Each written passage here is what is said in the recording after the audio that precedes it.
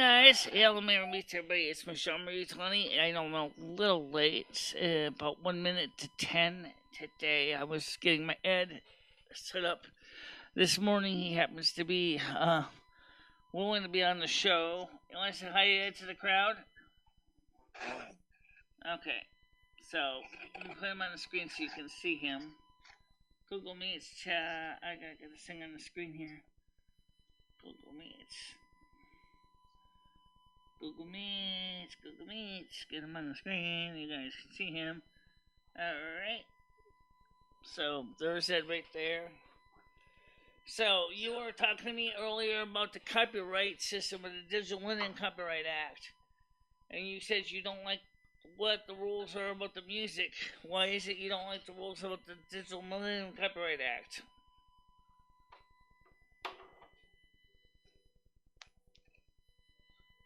Why don't you like the Digital Millennium Copyright Act? Because it doesn't apply to small people, I keep trying to tell you. They're only after the people that are trying to make a lot of money. They don't care about one person. It's not making anything. But they do care about the little person. That's part of the problem. Yeah. No, that's just what you think, because I've been doing it for years. That's what the law says, Ed. I've been doing it for years. It was signed in 1990. It was signed in 1994, and they're very particular about that. Remember, there is no exclusions in the law. It doesn't say anything if you're an individual. But I'm not stealing. But I'm not taking the music and stealing it and then reselling it. That's the people they're looking for. They're looking for the people that are doing it over a large scale, stealing the music and then selling it. That's what it is.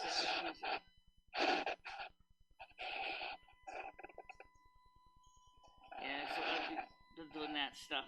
It's kind of irritating. I don't know why I can't see. Anybody hasn't come on yet, but I'm popping out the chat so I can see the chat. So today we have Ed here. He's in the other room. He took his headphones off, I guess.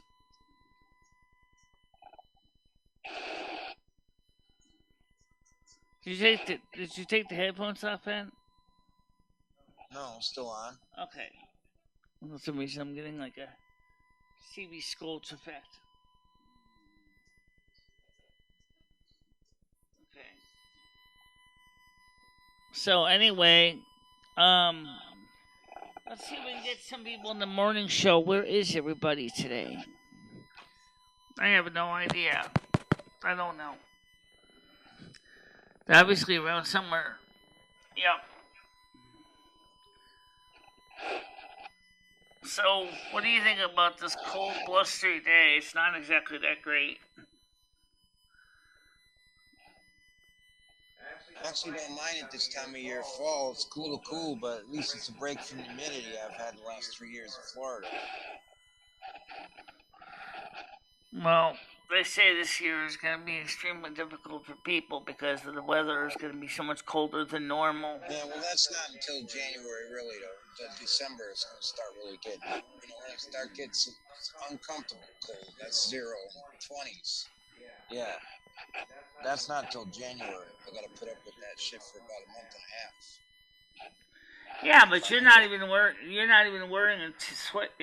wearing any winter clothes right now, which must really not make you feel too warm inside. It's not cold now. Okay. It's not cold in the house. It feels like the landlord put the heat on. But I checked the pipes and they're not hot, but it's still not cold in the building. Yeah. And don't forget that we have the boiler on. Even if the heat is on, which it could be on, we still have the thermostat just set to maintain a certain temperature. So as long as the temperature is within the realm of which the thermostat says is warm enough, it's going to stay warm in here.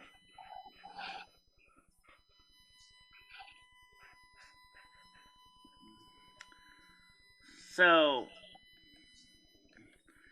paste that. at everyone.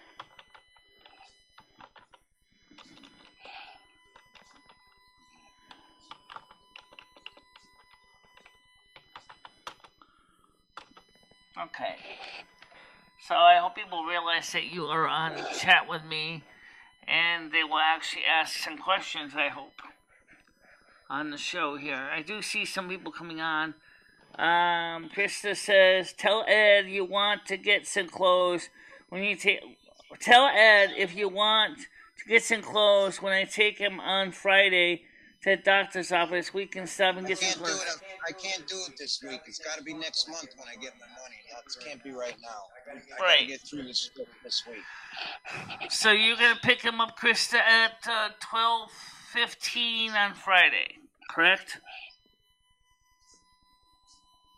How you doing, Rich Foreman?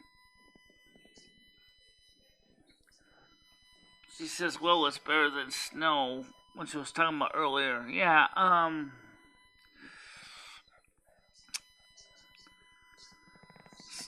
so it needs to confirm if you're going to be picking up at 12:15 on Friday to come bring him to the doctor's. I guess I could ask you here. Can you see the chat on the screen, Ed? The message is on the screen? No, that's right. You're in the other window. That's right. I'll have to just tell you what they say. She says yes. She'll pick up at 12:15 in the back or the front. Do you want to have her meet you in the back or the front, Ed? In the back. Meet him in the back at 12:15 on Friday. He got his food stamp card finally. Maybe he could buy you some groceries or something for payment for gas. If you want groceries. Yeah, I might want to go to the store anyway, so. Because he wants to go to the store anyway. Yeah, maybe if she can do it. I don't know if she's got the time to do that. If she has time, okay. Contact Ed on Facebook a little later on to finalize any details on that. She said okay.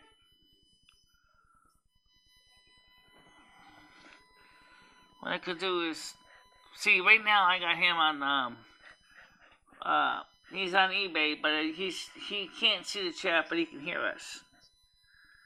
So, I know it's not really the most cool way of doing it, but, oh, it is what it is. You know, getting him on the screen is, it's not always easy.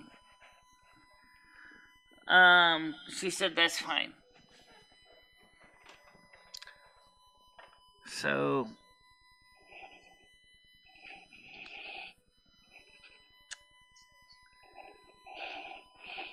anyone else on the show today? I see we got 2 viewers at this moment. So where's the rest of my audience? Hiding, maybe.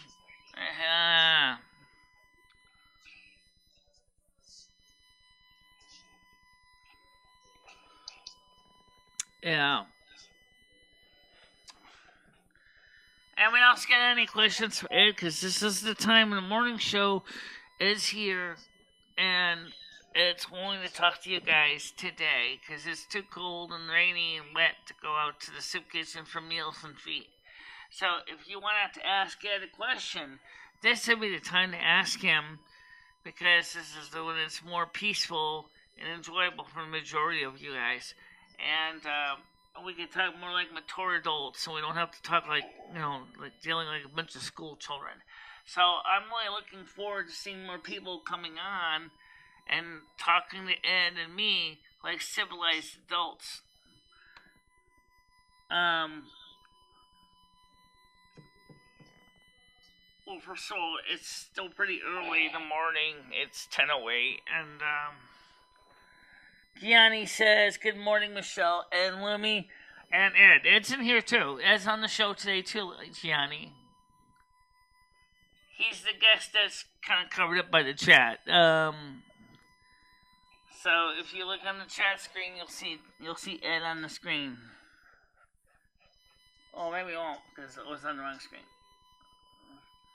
There we go. Now you can see Ed. Ed is here on the screen. Say hi to Gianni, Ed.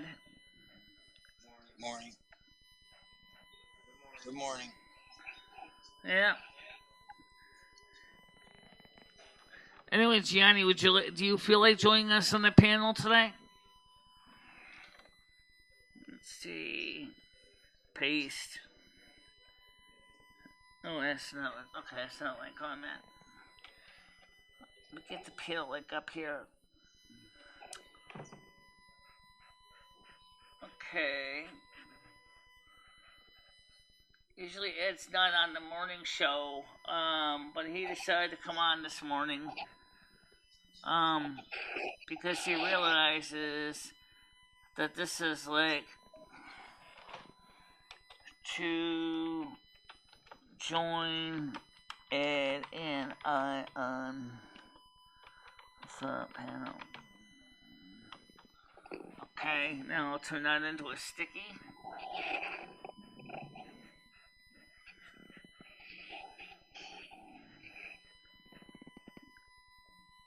Post. Pin message. Okay.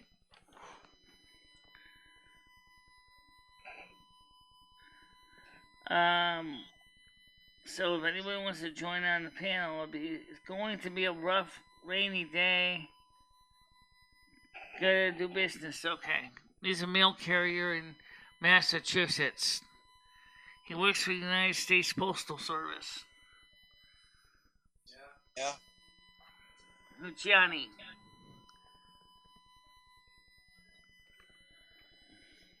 Ask him if the shipping's really gone up a lot, because I do a lot of eBay. Ask him if there's just people frauding, because I'm seeing the prices going up like crazy on here. And shipping. Yeah. How much the shipping prices already gone up, Gianni? For the post office, how much of an increase did the post office get?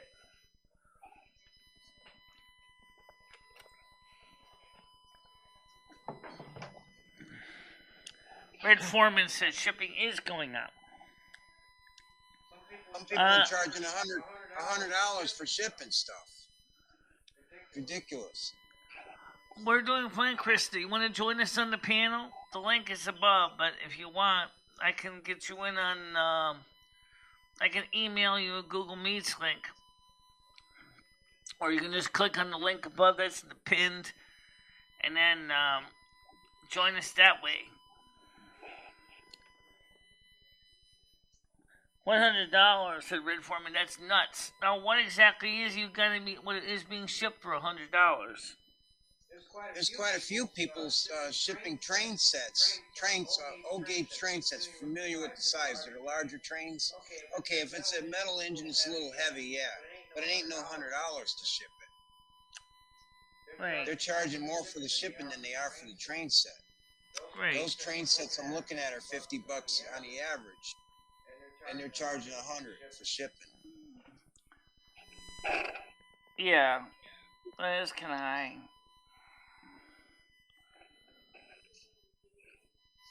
I got on one guy's website and I blasted him. I told him, listen, how about being reasonable on the shipping, then I might bid. He said, honestly, I don't know. He says, I'm just a mail carrier. Okay. Red Foreman said, that's not good. So obviously what the people who are doing this on eBay don't realize is that people are just going to basically, they see those shipping prices, they're just not going to buy the auction or bid on the item. No, they're not. These people are going to ruin eBay. eBay should stop it, because they're not supposed to charge anything extra above what it charges to your zip code to ship it. They're not supposed to. Well, Chris, let me just answer your question real quick before you ring off. We're doing fine. We're not doing Meals on Feet today. I got his food stamps yesterday, and got his food stamp card. So now he's all set with the food stamps.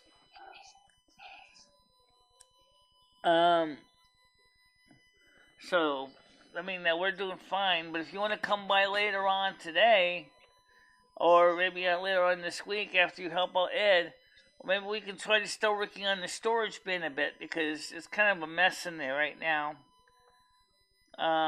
If you can help us in the storage bin, that would be appreciated. It's the one on the porch.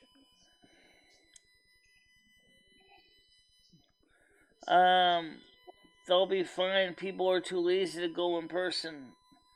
What are you talking about? You mean getting things on eBay, Johnny?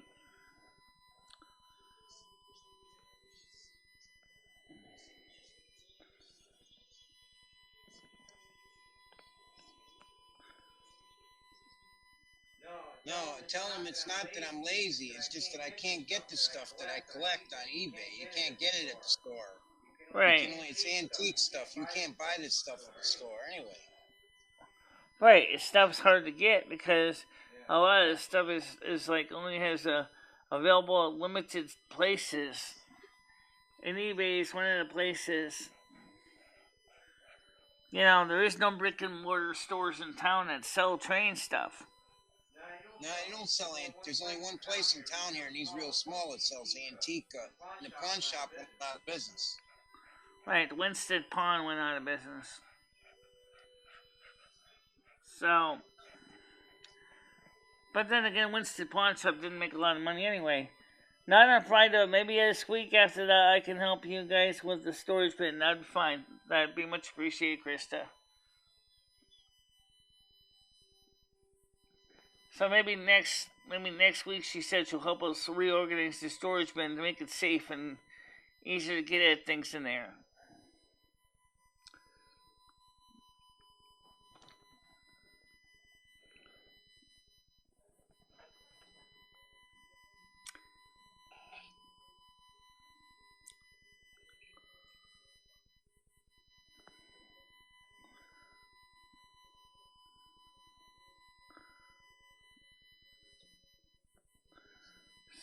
So, anybody else got any questions out there for Ed and me? Because, okay, let me just tell you right now that there's a guy that we get a lot of information from called Eco-Economist. And Ed, my husband, got to train. It runs on batteries. I'm not sure what kind of train it is. I've got to look at it. Red Foreman says, Ed, try another website and see if the shipping is different rates.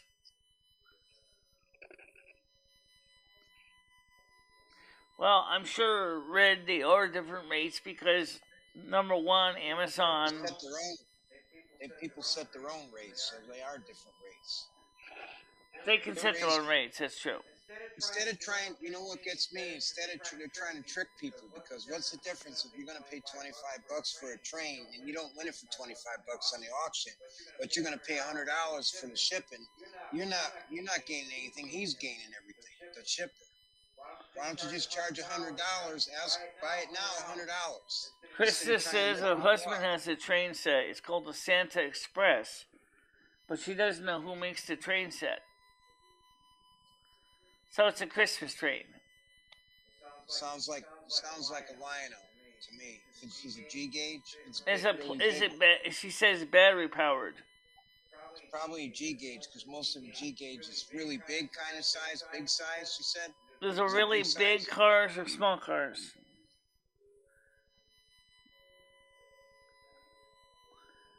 I said that's true. That's.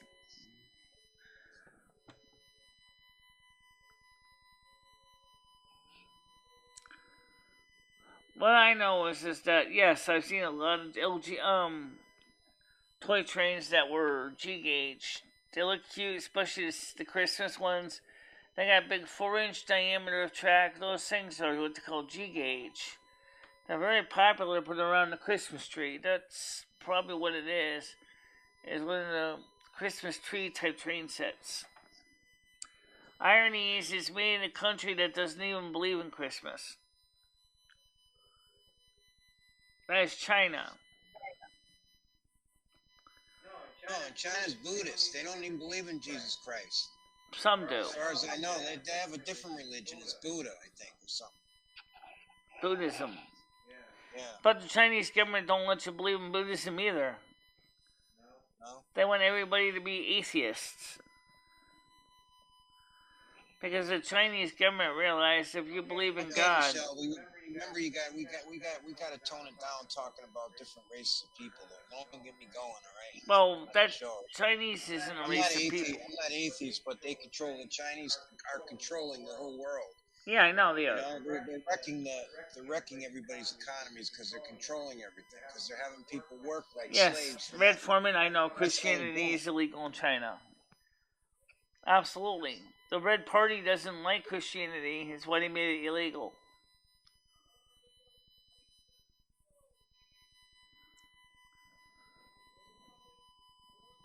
She says they have small cars in her train set. Okay, so it's not the really big trains then. It's just more like the type of train size that it has around his. Okay, so it's more like an S gauge probably. It's probably a new bright S gauge set then, because they make those Christmas sets too. A little bit smaller, a little bit between HO and the big size.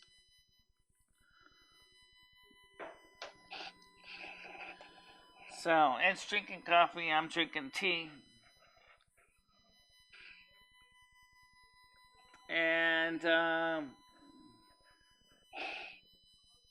get the morning crew on. Come on, guys.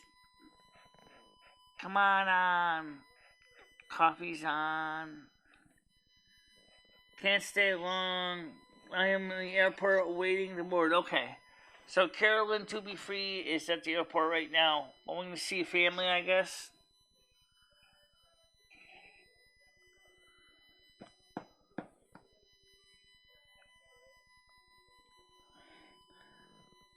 I barely woke up. Yeah, I know. I know what it's like. 10 morning show, 10 a.m. show is not easy for people.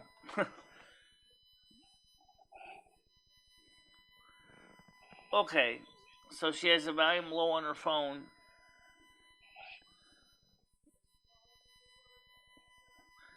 Alright, so I'll touch you later, Krista.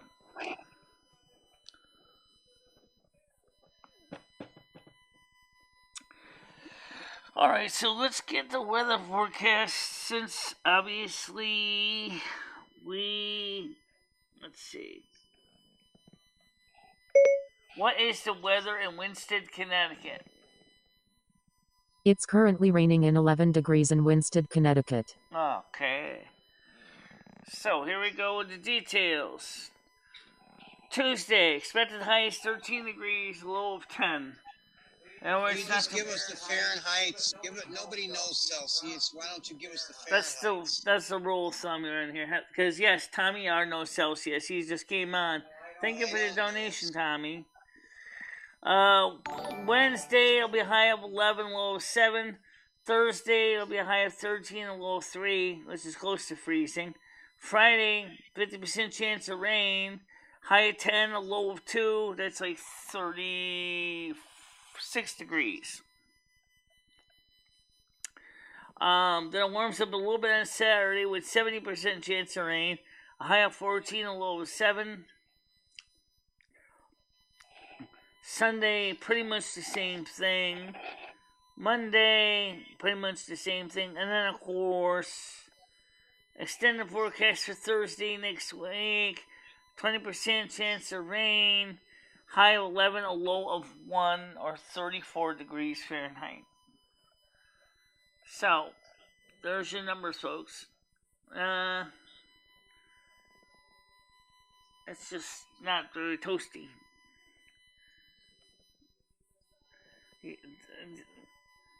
Okay. You're welcome, Michelle. Thank you. This woman says, yo. Tommy R. Johnny says, Ed, what has been your experience with the police? Have you ever had any experience with dealing with the police? No, good or bad? I never broke the law. I never been in jail in my life. I never got in trouble. Believe it or not, I never been in prison or nothing. I stay clean. That's the way I want to be. Clean. Yeah. Well, I'll tell you my personal experience with police is they've always treated me with decency when I worked with them. They never had a problem with me. And Ed doesn't go out of his way to make trouble for the police. So when the police come and check up on us and see how we're doing, we just, answer the questions and just go about our merry way.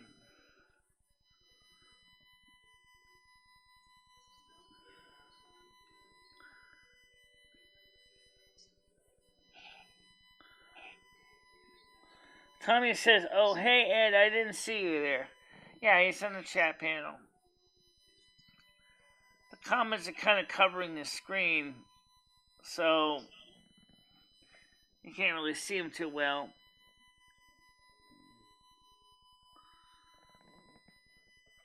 I told one of my neighbors who was starting to act smart to me, I said to her, "You got a problem with me, you take it to the police." And she was like, "The police?"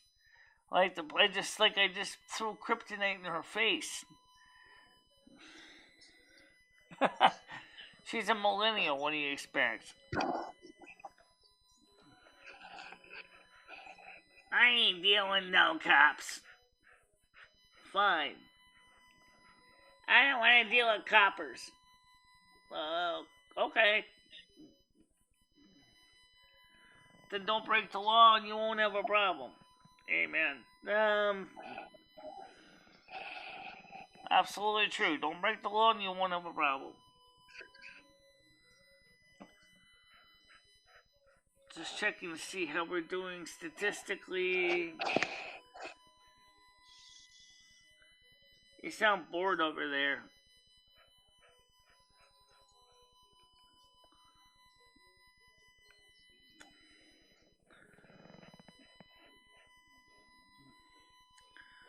Let's see. She needs the police call for... Well, you know what the real truth is, guys, is we don't really know if that's really what happened.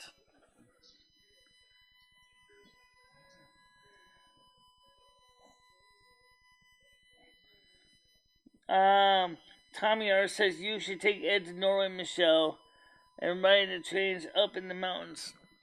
Well, if we were to go to Norway, it would probably be in your very short summer, because otherwise, it would be an icicle. Norway is cold in the winter and inhospitable. Yeah.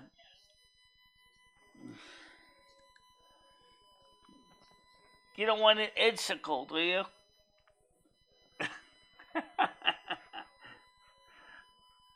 Might be going back to Tampa anyway.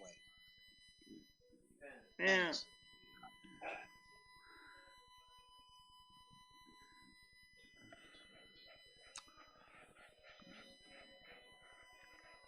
So. Or somewhere in Florida or a warmer state for the winter. I can't stand winter. Yeah, well, it's a part of New England, Ed. It's just the nature of New England for you.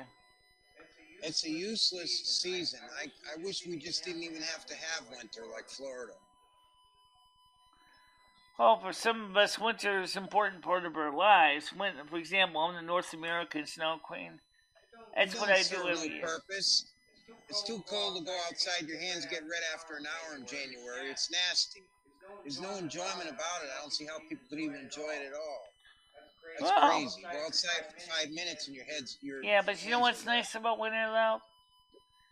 You come inside, you lay with your significant other on the bed, instead of in front of a nice cozy fire, drinking hot cocoa. You try doing that in the summertime. It doesn't feel the same. Tommy R said I used to not like winter, but considering where I live, I had to embrace it. Now I love it.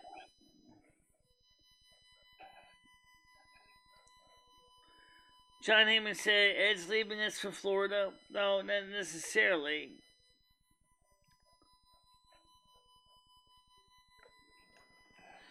But I mean, winter is just, for some people, winter is something that they love, I mean, I'm Italian, Norwegian, German, British, so the cold is pretty strong in me. That's what makes me very successful. Oh, by the way, Dimitri was very, very happy with my review of his ears on Etsy. He was very happy to know that I supported his product line. And we may very well be giving away 2 new pairs of ears in the next few weeks.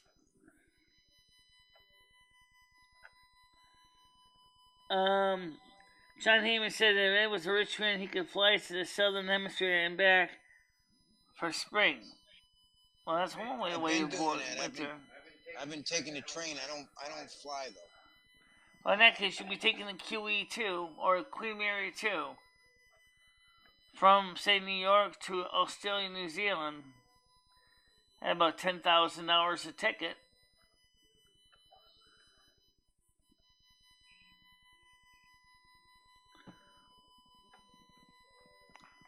But I don't know if I can get it on water. It is a earth sign.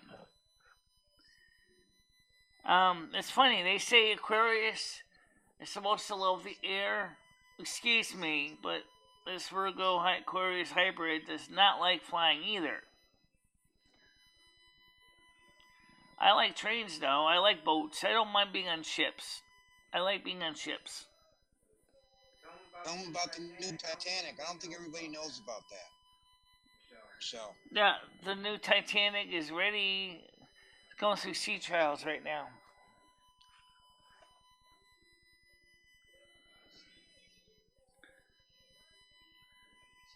Went outside, it's minus 30 degrees Celsius. Just imagine I'm in a spa like the one the rich Americans pay for. Yeah, well, that's equivalent to just above 0 degrees. Actually, it's just below 0 degrees Fahrenheit.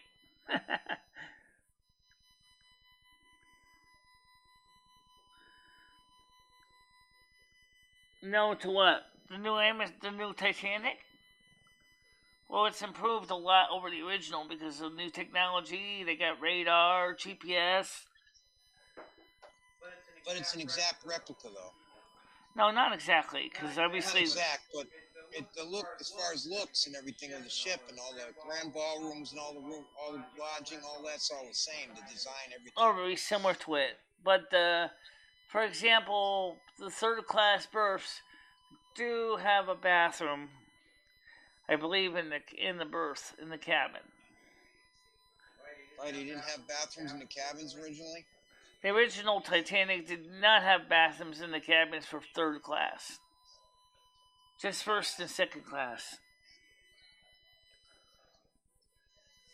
They used to use a communal bathroom or head for the floor on the ship.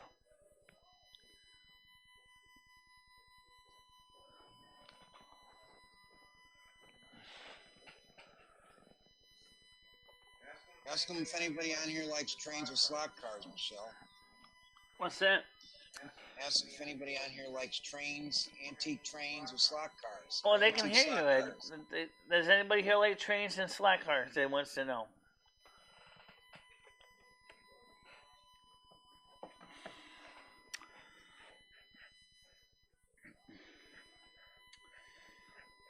Let's see if we can turn my volume up for you.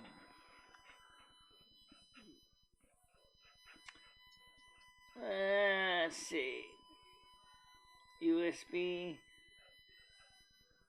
Yep. Oh, man. All the way up. Cool. Okay.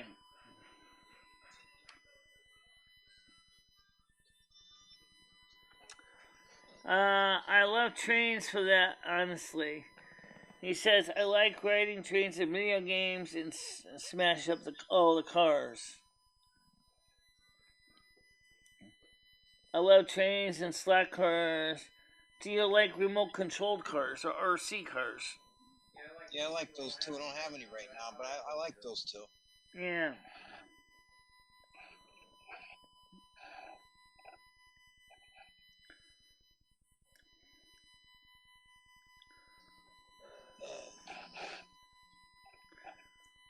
as you can guess, the morning show is a lot slower than the night shows.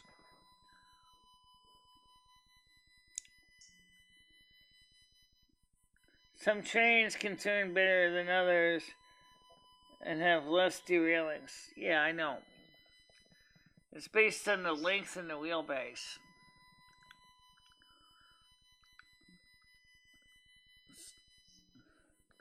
For example, the Union Pacific's DD40AX double diesel locomotive is a beast. Is a big boy. Those can't handle tighter radius tracks. What? What's the question?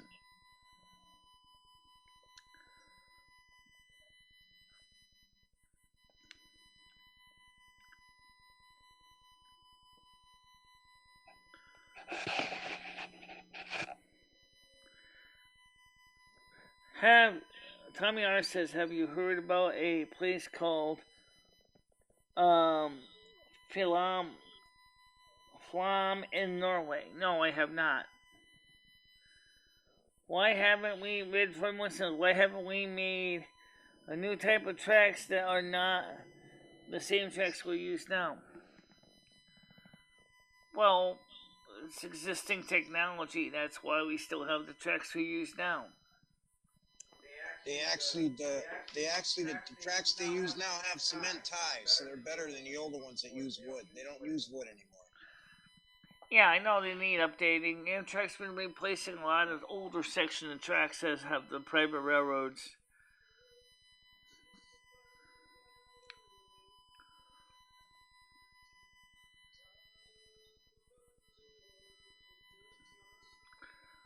So Amtrak and the private railroads have been replacing a lot of trackage to make it better for high-speed trains.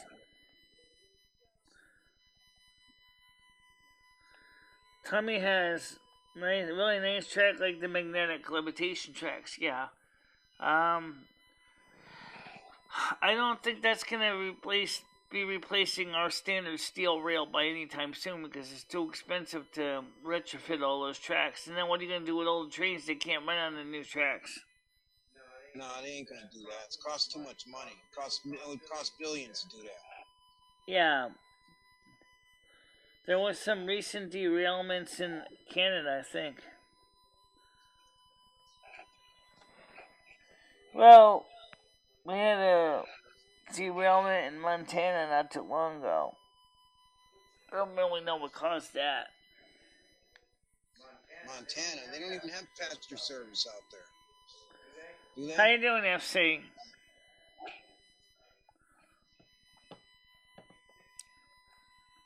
Hey, FC, you want to come on the panel? The link's above.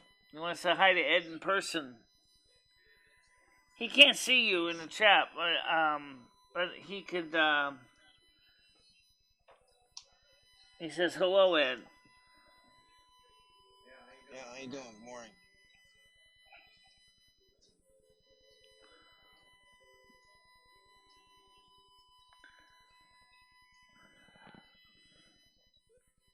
Well, maglevs. Oh, by the way, Ed, you asked me about if they actually have a working monorail line. They do. In Japan, they have two different kinds. They have one that's an overhead monorail, and they have one that's a ground-based monorail. They have those down in Tampa, I told you. At the airport in Jacksonville has them. They have monorails. Yeah, but does yours have switch tracks that allow you to change Well, train tracks? I know they're all above ground. I know that. They're monorails for sure. They're all in the air, completely in the air. You got to take the stairs or the elevator to get to them. The tracks are all elevated. Yeah. Got a lot of things to do this morning. I will try to pop up on the next few. Okay. I gotta get a new watch band. This one is shot.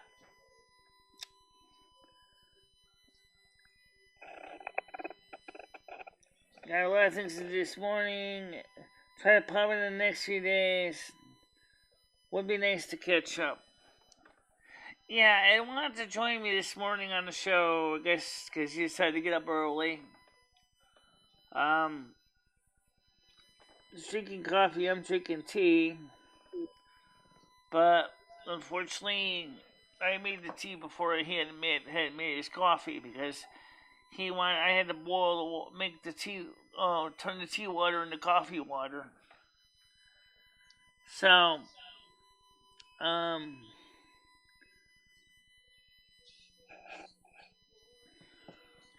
well, my mom is Norwegian, as I said. She's from Kristiansand, Norway. I don't know much about Kristiansand, Norway, at all, except from what it sounds like it's near the sea.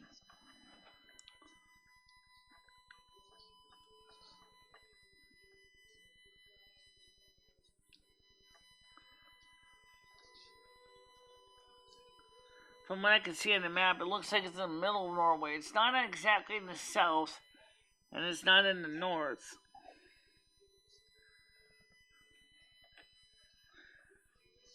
Norway is the only place after the Great War that stayed peaceful people. We all should learn from Norway.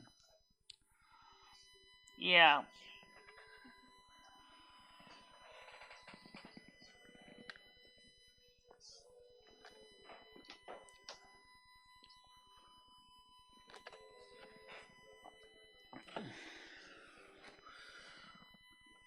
But Norway is very expensive. It costs $12 a gallon of gasoline in Norway.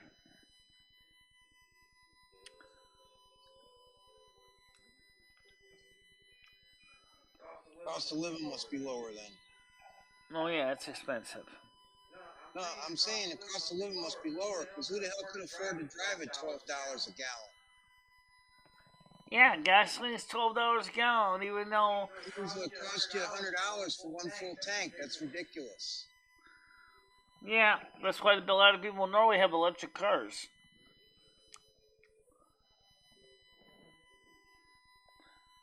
Yeah, Kristiansand's a great place. They have the nicest people in the country.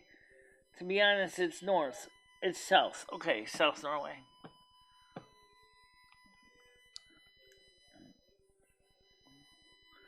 Yeah, it's funny because the Norwegians got the North Sea oil, and yet they charge their people $10 a gallon of gasoline.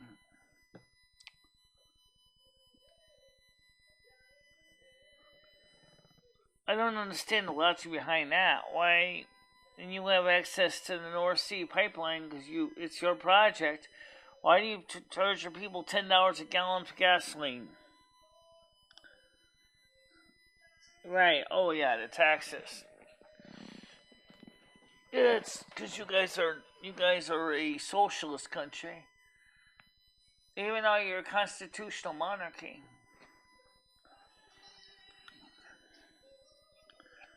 And Kristiansand is a medium-sized. Is Kristiansand a medium-sized area? From what I've seen on the map, it looks like it was.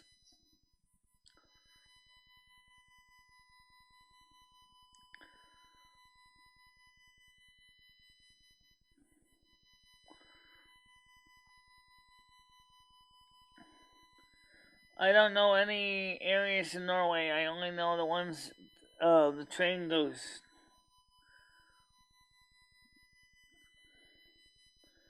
Yes, but it's not too big.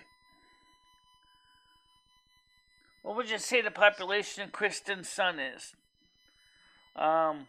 Is it about the size of? I don't know. I'm trying to think of some cities here in the United States to compare it to.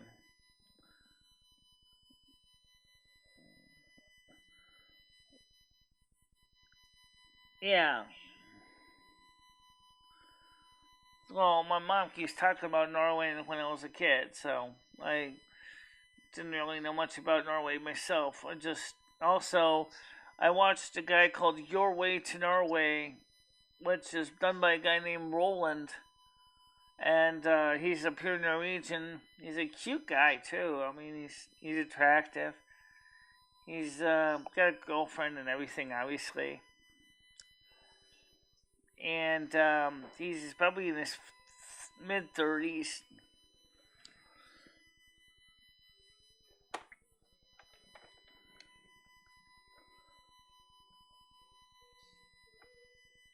with things in knowledge. I try to keep up with things.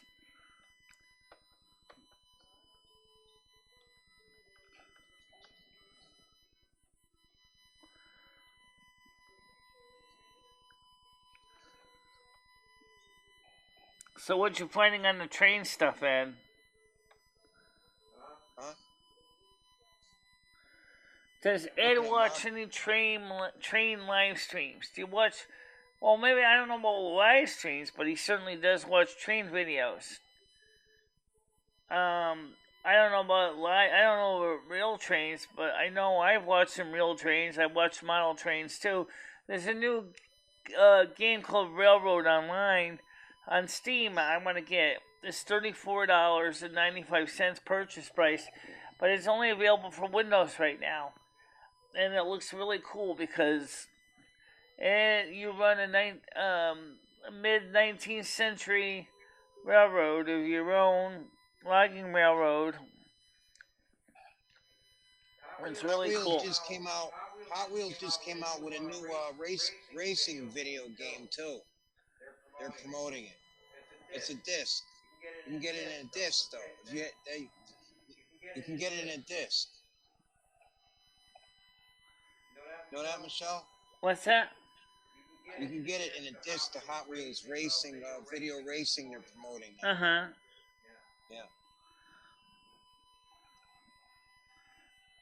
So, no, really though, you really got to try out this Railroad Online thing I told you about, because I was watching videos on it.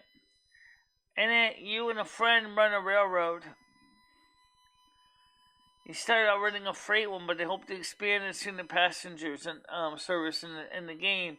You lay your own tracks, you buy your own locomotives, everything. John Heyman, I don't think there was any nuclear trains that successfully were marketed through EMD or Elko or Baldwin. No, they never had nuclear trains that I know of. Good thing, too. Yeah.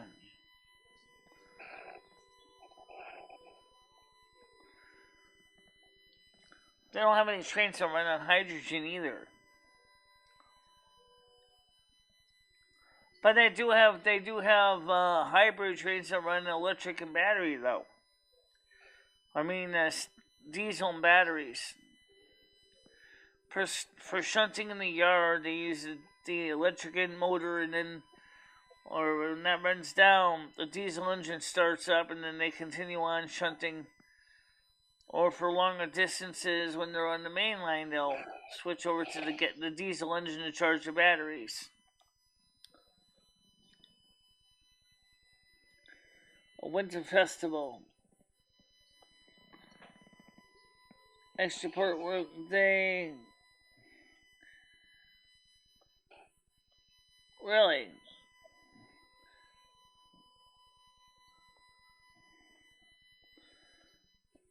I need to get more coffee and spice it up a bit with more espresso. Well, espresso is a form of coffee.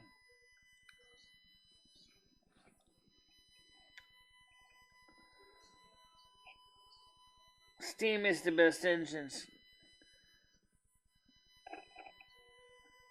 Well, I actually like steam engines myself. Think about this. Steam engine, you boil 1 unit of water, you get 64 units in steam expansion, which makes it so a liter of water makes 6,400 liters of steam. That's a huge energy expansion. That's what makes steam so powerful.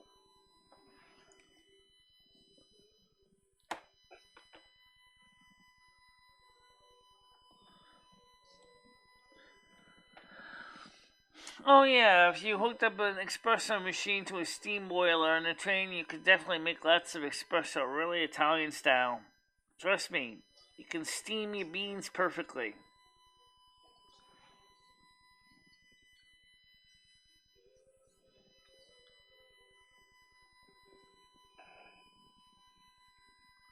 I don't know what the descaling agent though is drinkable.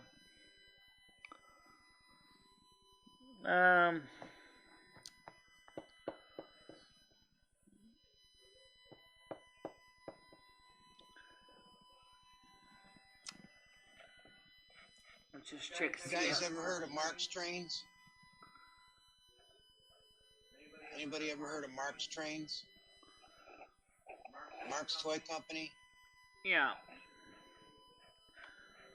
You guys ever hear of Mark's Trains? I also used to make things like Frisbees. Yeah, they were a toy company. They made not just trains. Their trains were very popular, but they made other toys also. Right. Whereas Lionel made just trains most of their career, most of the corporation's history. Yeah, but Lionel used to run a toy store. For a while, in the 60s they did. They made other toys in the 60s for a while. But nowadays they don't. It's just trains. Right.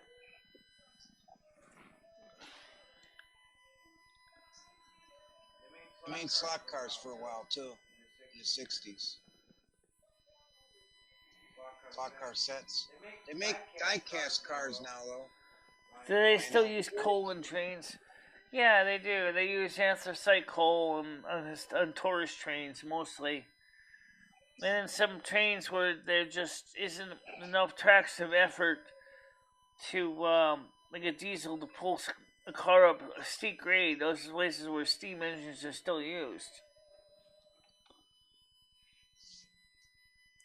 They're putting a lot of crap on you.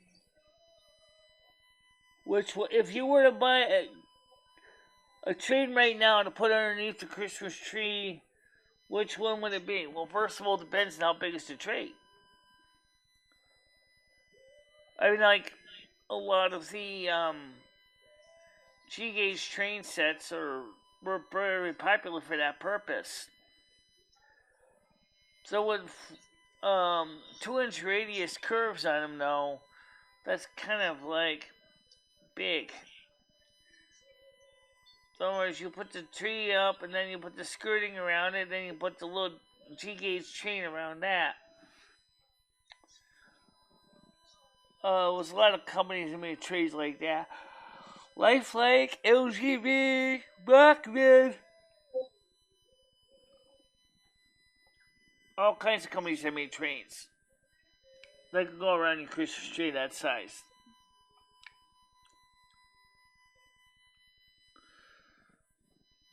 But even then, those trains really need not 4-inch radius curves, but really should be using 2-inch radius curves. They should be using 8-foot radius curves. So 2-foot radius curves are too tight.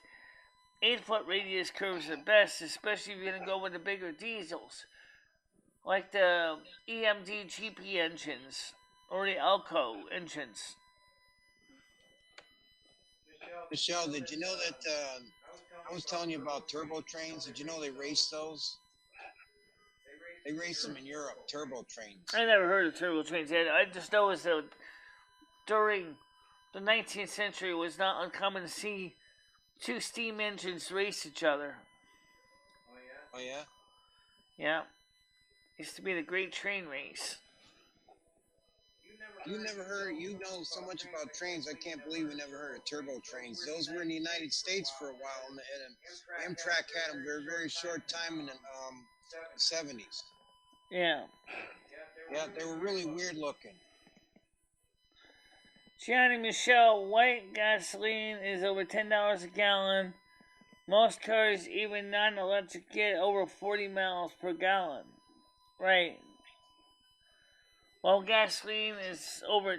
This is what he's saying about Italy. Most cars get over 40 miles to the gallon. Right. I know that.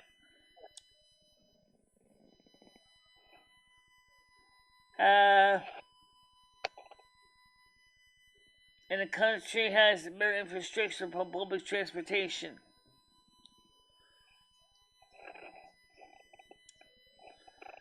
Tommy says, I love it here. It wouldn't be anywhere else.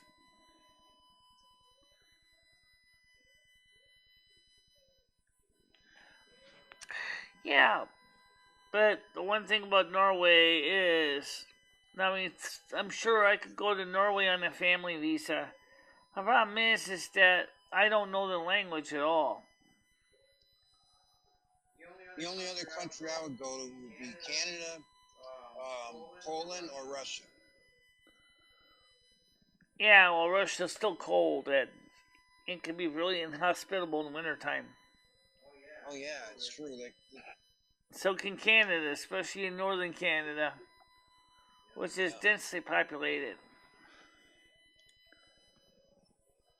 I'd move there, Tommy, and never come back. Only I think I would have to grow weed inside due to the weather changes. I guess with women, I guess we should ask that question. Is Mary Jane legal in Norway?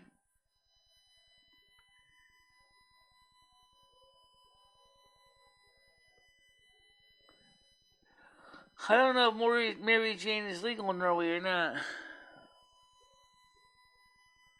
And you would have to hide from the cops. Okay.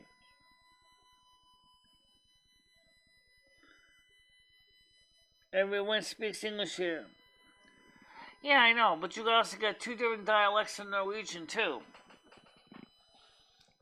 And two different written Northern Norwegian, Southern Norwegian. I don't know what the immigration policy is, but I do know that if we were to go to Finland, we would have to learn Finnish. Good luck. That's gonna be a challenge. Yeah, I know.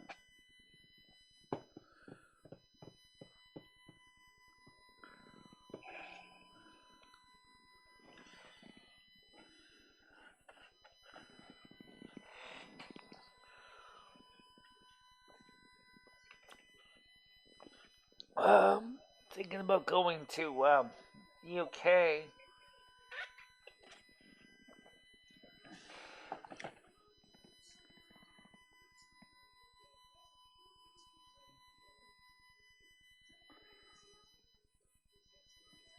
No, actually, it likes Americans, oddly. Well, I don't know. My mom was pure Norwegian, so.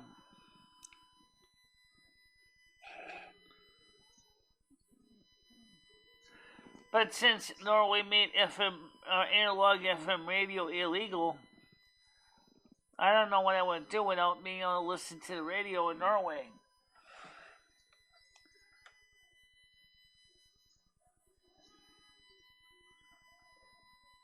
Yeah, but I'm sure it's similar to what the Home Office in the UK requires. There's an application process that's kind of unyieldy.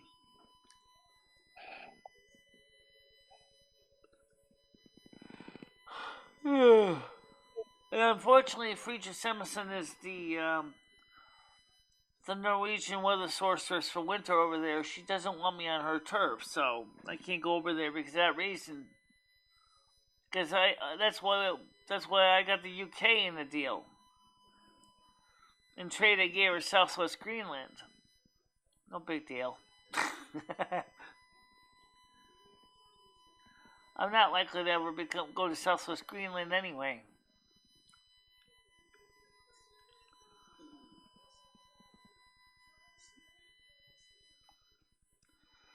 So I got the UK and Ireland in the deal, in the trade.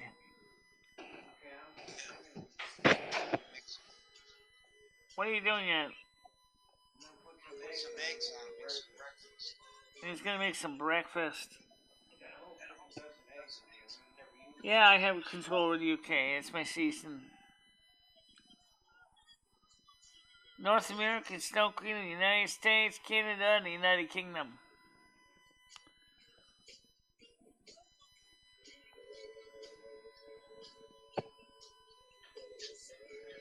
Snow them in this year, give them something to complain about for once. Well, I'm working on it. But you gotta realize is that the UK is a unique position. It's actually a little bit lower down than in latitude than even Connecticut is. It's more like closer to where North and South Carolina are.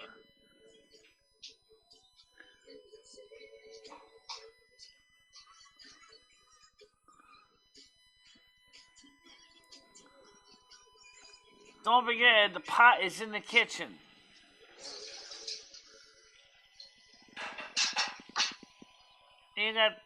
He's got the speaker too close to the...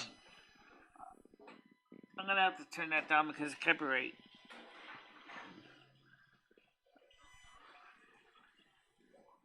Okay. Because he put the headphones down near his radio, so unfortunately I can't. Besides, he can't see us anyway, he can't hear us anyway.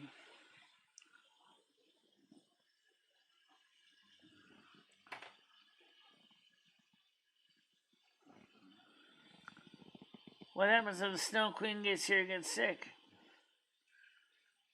I don't know what her backup plans are. Frasier Simerson. She calls herself the winter weather sorcerer, so that's a good question. I don't know.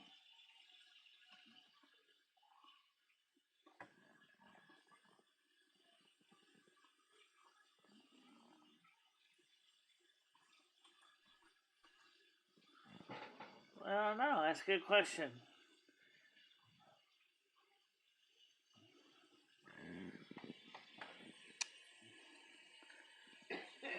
Michelle says, no, I don't.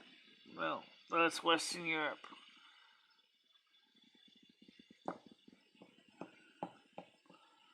I don't think tonight Volskov of Russia takes over either, because that's... I already got enough turf to deal with. I don't need to deal with Europe as well as United Kingdom and Ireland, Canada, and the United States. Long ago, I gave Texas to the South American weather sorcerer. It's a guy.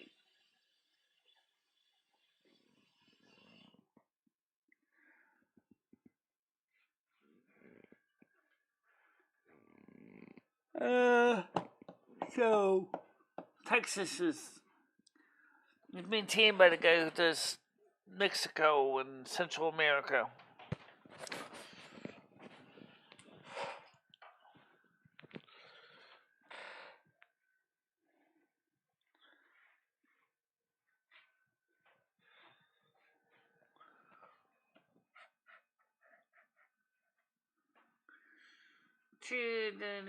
What's going on today? Where is everyone? I say, da da da da da da da da da da da. No.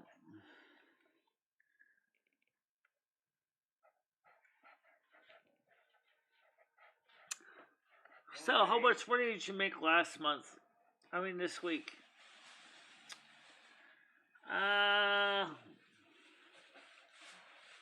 Well, that's a good question. Right now, we're making a pretty good amount of money right now. Just updating the list here. So, let's see, what's money? $73.11 so far.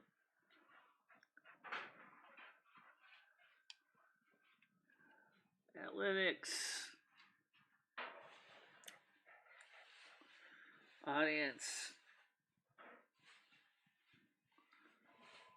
Well, there are some new viewers coming in, but watching the show. Like last one, returning viewers was 28th on Sunday. New viewers was 5. I don't have Mondays and Tuesdays numbers yet. But comments. Oh, by the way, we are doing a survey. For those of you who don't know, there's a survey on the community tab. If you guys would fill it out, it's pretty simple. Where are the UK viewers? And as you may know, the morning shows are losing out to our vlogs and Bcast and viewer count. Now, so far we have had 20 and 21 people so far, but we're gonna get the final results in a couple of weeks. So in the case of the UK one, 70% said watching other channels, 5% said lurking, 5% watching replays better when it's better time for them, and 20% says I have no idea. So I think that the watching other channels is kind of stupid, because in fact it's most likely that's what they'd be doing. Yeah, I mean, it doesn't even sound like you need to have that, even as a question. What's in there anyway? Alright, now the other question survey, which is also more important, is right now 48% say, as you may know, live streams are losing out to vlogs and Bcast and viewer count. The number of views on live streams are dropping badly. These are the questions. Okay, the first one said, forget all live streams and just go with vlogs only. That's 10%. Just do the 2 nightly streams and get some much rest. That's at 29%. Just do the morning shows, but at a later time. That's 5%. Leave the schedule alone and things will improve. It's at 10%. And I have no idea what to do. That's a 48%. Yeah, I don't know either. If I knew that answer, I would be very happy. But I don't know, because it's hard to say how we can improve the shows when we are. So, Michelle, what? how long should you do? Because I'm gonna make eggs and bagels. But how long do you What is it? 4 minutes or 5 minutes for hard boil? Because that's what you got to do for bagels. Get the bagels out of the freezer first. I did. How long ago did you take them out of the freezer? Now I'm defrosting them in the oven on bake at 150. No. Let me do that. Because last time you did that, you made hockey pucks. Just work in the eggs. I can't use the microwave right now because I'm using the computer. So I'm just telling you, just leave the bag of bagels on the table. They're frozen solid. I know that. I said. I only put it on 150, Michelle. That's not going to make them hard. Did you wrap them in foil first? No. Well, you should wrap them in foil first. Get them out of the oven. Wrap them in foil before they get hard as hockey pucks. I'm telling you from experience. You going to make me do all this fucking work? That's why we bought more foil. Because that's how you ruined the last ones. No one could eat them. It was as hard as rocks. Those were Hold on, man. Let me prep these. Oh my God.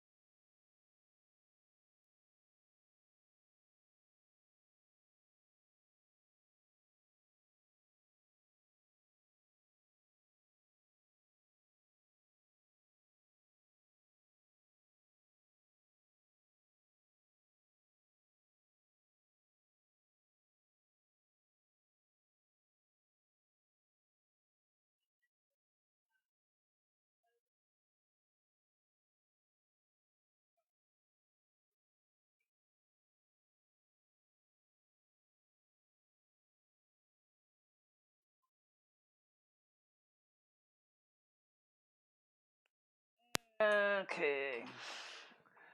So, oh. Hi, Tommy. You would have plenty of friends hang out with. I don't know. How many Tarzans take the saw bagel? So trolling on those. Oh, the thing is that Ed didn't really think about the fact is if you put the bagels in a pan, let's put your headphones back on, Ed. Because you didn't realize that when you put the bagels in a pan, and you forget to wrap them in foil, you put them in the oven, they get hard as hockey pucks. You have to, almost impossible to eat them. So you gotta wrap them in foil. I have managed to be comfortably with less than 1,500 calories each day. Well, that's nice. Depends on the person's size and activity levels. Giving us something to complain about for one. What happens if Snow Queen gets sick? I answered that already. Where's Blazing been lately? I don't know. So I managed to comfortable with less than 1,500 calories each day. I'm practicing for the. Well, I don't know if we're going to have any more lockdowns, but famines and freezing is going to be likely a possibility. So many are trolling on those, Michelle. On what? How many turns does it take to sell a bagel? I would love to be fly on the wall for just one day. Yeah, then it'll smash you. He hates houseflies. But Tommy, you would have plenty of friends to hang out with.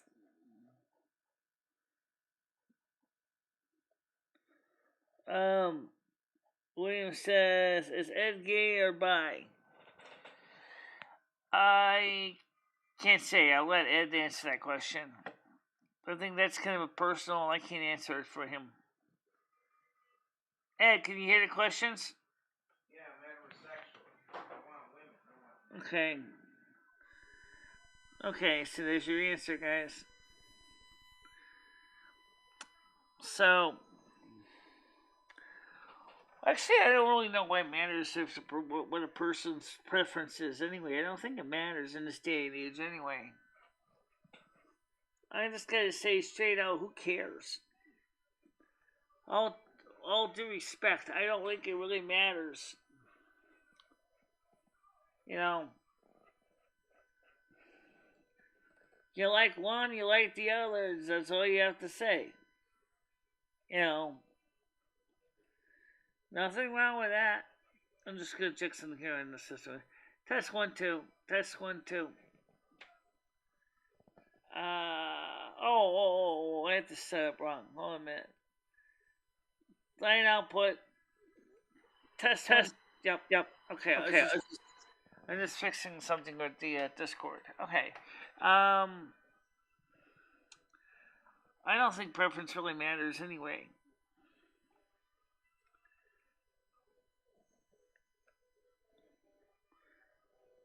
No, his microphone's on. He just turned him up to.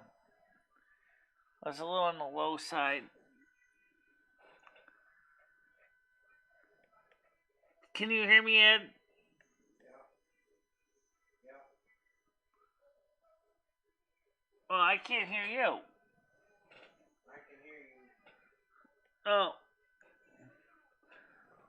Well, for some reason I can't hear you. Let me just check something on this side.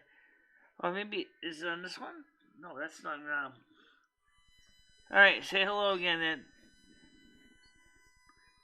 Hello. Okay. Let me fix the settings on this side here, because I changed it for another purpose. USB codec, noise cancellation, USB audio device. Let's just switch it to light out.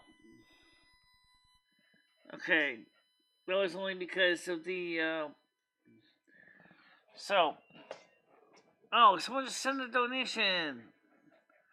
Thank you. What do you think about the donations, Ed?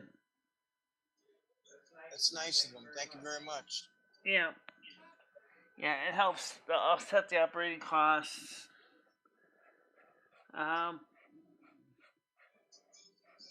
Also, we'd love to have you guys join as members. I know, you always having some problems, guys. It's working now. Ed's microphone is off. No, it's on now. You set the timers for 12 minutes for the eggs? Yeah. Your boiled eggs. Did you set the timer for at least 12 minutes? Yeah. Okay. Operating costs, yeah. We need to get some more. I was going to do a video specifically talking about the different types of mixing technology usable for OPS, like software mixing versus hardware mixing. Because I use a hardware mixing system, and I know that it sometimes adds noise to the system, but it seems to be the hardware mixing seems to give better sound results, where you can mix in more microphones and things like that. What do you think about all the equipment I use for the show, Ed? I don't know. I don't know much about your equipment. Yeah, but you see the big board next to my computer. It looks like something from a 747. A mixer. A mixer, yeah. Tommy asks, Ed, are you going to marry Michelle? Oh no, I'm never gonna marry anybody. Hell no, I don't want to marry anybody because it's too much. There's no need for it. It's stupid. Because do you ever get split up or you get in a fight or something and you owe this and you owe that? No. It's all about money. I'll never get married. Yeah.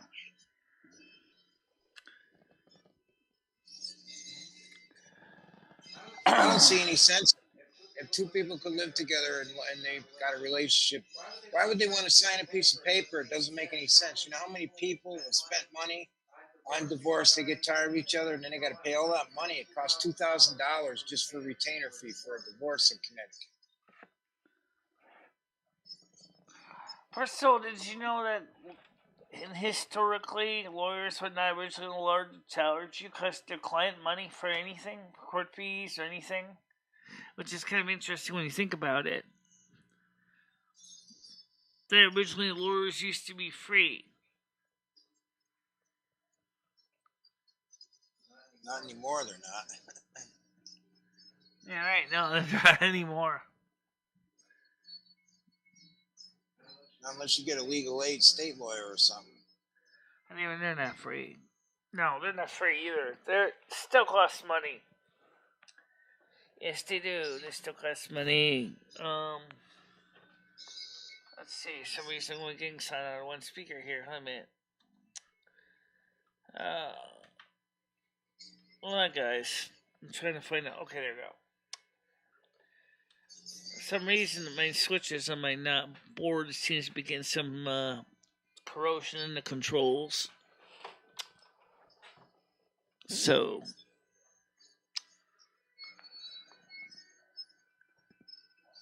Michelle, you ever heard of a company called Craigstein? no. It's a train company. I never heard of it. That's the train that's made by Craigstein. I never heard of it. Never heard of them either. Must be kind of a special item train or something. That's why I couldn't hear it. Okay. Craigstein Distler. I'll have to read up on that company. Okay. Yeah. The roll is on your spam timeout on Martin. Can we have a Halloween dance-on? Are you in Ed FWB? I don't know what that means. I don't know what FWB means in this case. I don't either. Does anyone know what FWB means? Is it a new secret code that we don't know yet? I have no idea. Oh, okay. So, that's why the sound was different. Okay. I was wondering why the sound was sounding different on the different speakers, just because the balances were off. Okay. Just checking on my knobs here.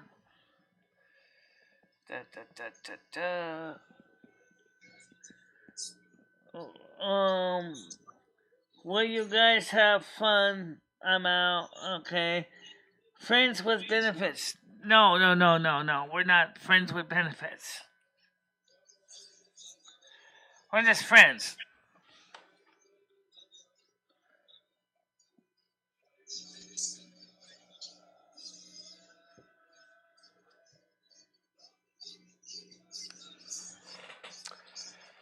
So, for those of you who wanted to have Ed on the show, this was a chance to ask him the kind of questions that you didn't get a chance to ask him when he wasn't on the show, and all of a sudden I'm hearing crickets. Cricket.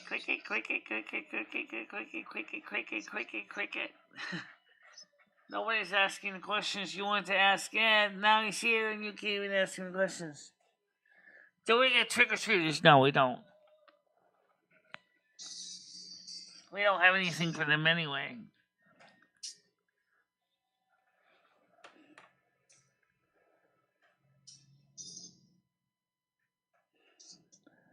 Got to run too much. Love everyone. Alright, Tommy R, so I'll talk to you soon then. Ed, were you ever married? Asked John Heyman. No. A lot of long-term girlfriends, but never married. I could have been married about 5 or 6 times easily.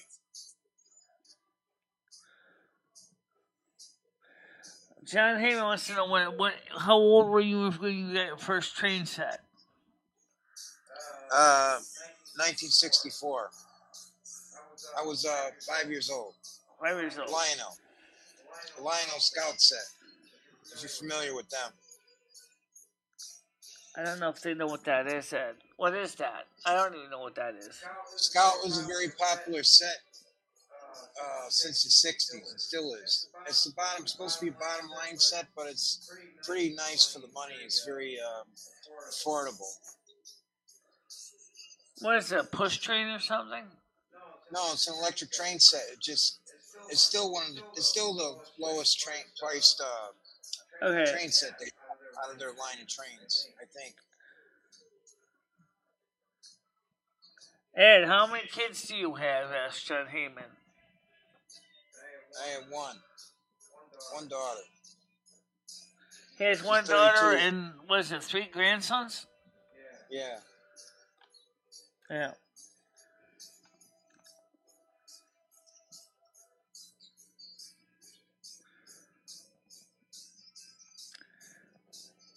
And what is the ideal toppings for a hamburger? If you're making a hamburger, what would you consider your ideal toppings?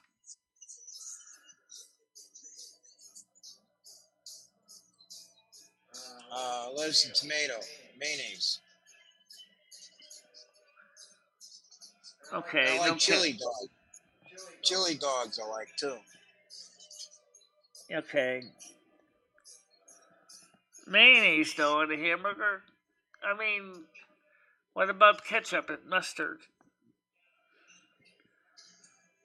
I like both, but I don't like to mix together the mayonnaise and mustard. They don't go too good together mixed. Okay. What kind of cheese do you like? This I'm asking you. Cheese? I like American cheese, usually. What kind of cheese is good for lasagnas and things, and mozzarella, which is also good for lasagnas and things?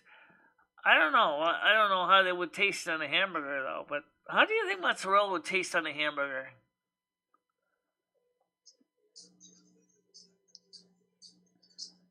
I'll probably be all right.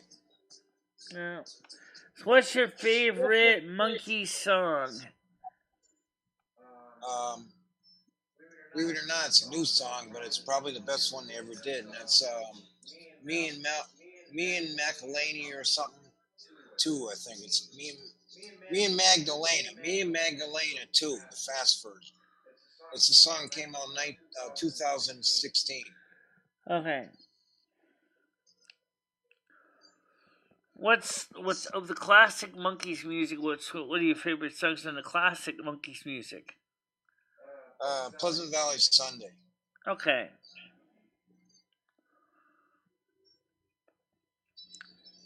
Yeah, that was they're doing a tour right now with just two of them left. The other two died.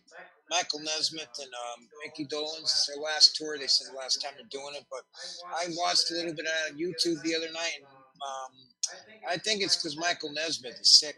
He did have some heart surgeries, but he didn't look too good on the video at all. He didn't even get up out of the chair the whole concert. Yeah. So I think he's sick. They're not saying anything, but I think he's not doing too well. When he sang, he was looked like he was having trouble singing a little bit. Yeah. John Heyman says, do you miss watching their TV show? Actually, you can watch that. You can pull it right up on YouTube. Yeah. I've seen them in concert 3 times. Once in Long Island, New York, and 2 times in Connecticut. Okay.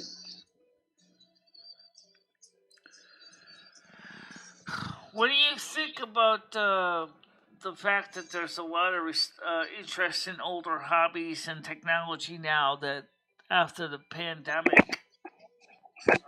It's kind of weird because drive-ins are at all-time popularity. Drive-in movies, all-time popularity. They were picking up in popularity. A lot of things though were starting to pick up older things in popularity before the pandemic. Then when the pandemic hit, it just kind of like everybody wants to go to drive-ins now after they discovered it again.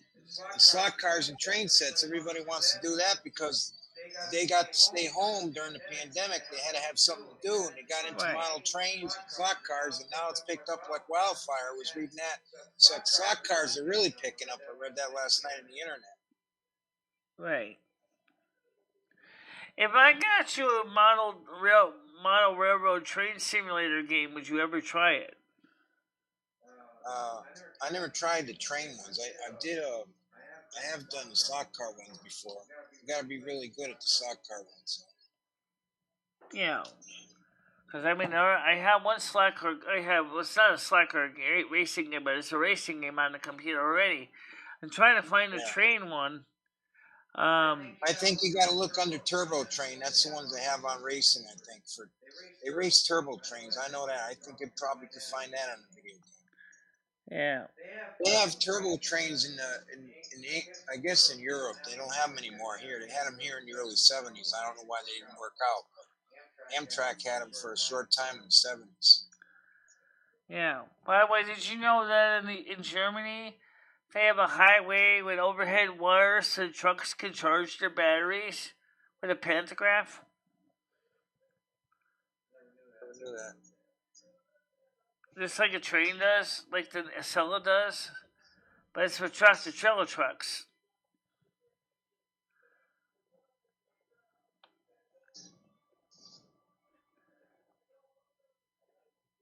You didn't know that, huh?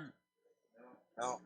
I should watch a video from Tom Scott. It's a short stretch of highway, kind of a prototype track, road. It's just a regular highway, but it has overhead catenaries for charging tractor-trailer trucks.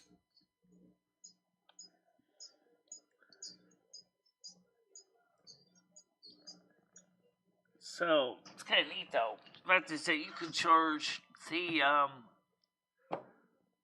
tractor-trailer truck using this technology is pretty cool to think about. Yeah. I gotta admit that is kind of cool. You know, you can charge your truck using overhead wire. It's a diesel electric truck. We were talking about lithium-ion batteries yesterday, but we know that there's new technology coming out, new chemistries. But Ed was surprised to know how explosive lithium-ion batteries were. I think he was not aware that a 16550 cell is almost as explosive as a quarter stick of dynamite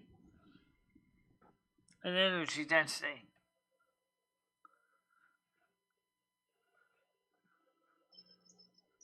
What do you think? I never knew that. What did you think when I told you about that, Ed, about the energy density of those batteries makes them absolutely explosive? Never knew that. Lithium-ion batteries. Never knew that until you told me that.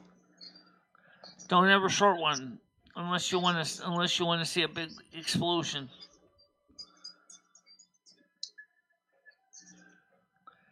Yeah, and your laptop's full of them. Well, actually, my laptop actually. But now they're working with a new type of lithium-ion battery. It's called a solid-state battery. It's so safe, you can actually cut the battery into smaller pieces. Yep.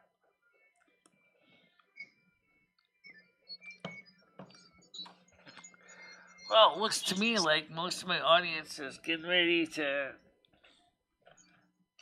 go on their merry way, because it looks like most of them are heading out. There's only 5 of us on. Does any more of you guys have any questions for Ed? Because we'll be on until 12 tonight. So, has Ed played Train Simulator yet? No, he has not played Train Simulator yet. I haven't been able to manage to get Ed to play Train Simulator yet. I know it's on Steam, but I wanted to try to play Derail Valley or Train Simulator, or even Railroads Online, which is just as interesting and still in its early stages. Yeah, I think he would too if I can get Ed coming here and use it on this computer, but then I wouldn't be able to do anything with this computer because he'd be sticking his nose in the game every time I try to do a live stream. John Amos says, when he worked for circuses, did they ever ask him to be shot out of the cannon? Did they ever ask you to be shot out of the cannon, Ed, in the circus? I've seen that, yeah. I worked for the circus before, so. Yeah, well, you never were shot out of the cannon, were you? No. I've seen them do it, though. Well, for those of you who I don't know how they do that without getting hurt, to tell you the truth. I really don't know how they... Well, first of all, it's not using real gunpowder, of course. It's using springs, hydraulics and springs to do it. I would have thought so, yeah. And then just have the gunpowder sound effect. It would go all the way from one end of the tent to the other when I worked for Cole Brothers, and they shot him out of the cannon. Yeah. All the way. That was a big tent, too. It was a length of a football field. Right. So obviously the person that was fired out of the cannon obviously had to receive special training and equipment to make sure they didn't get hurt too bad. Well, I wonder how many people really seriously did get hurt in that.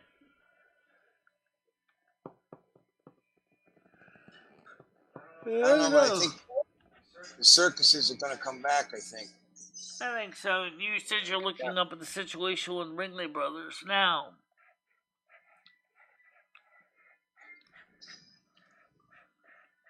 That Kenneth Feld is actually planning to reorganize a new circus.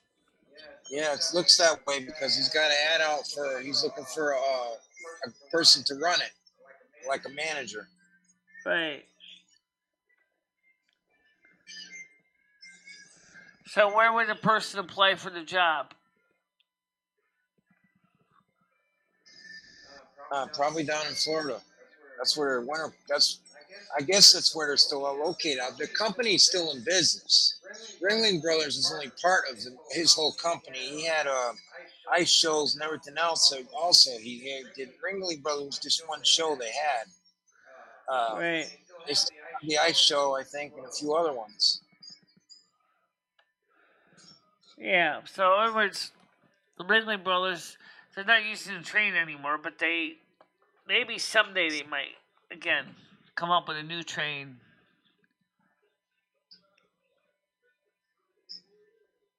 You never know. I don't know.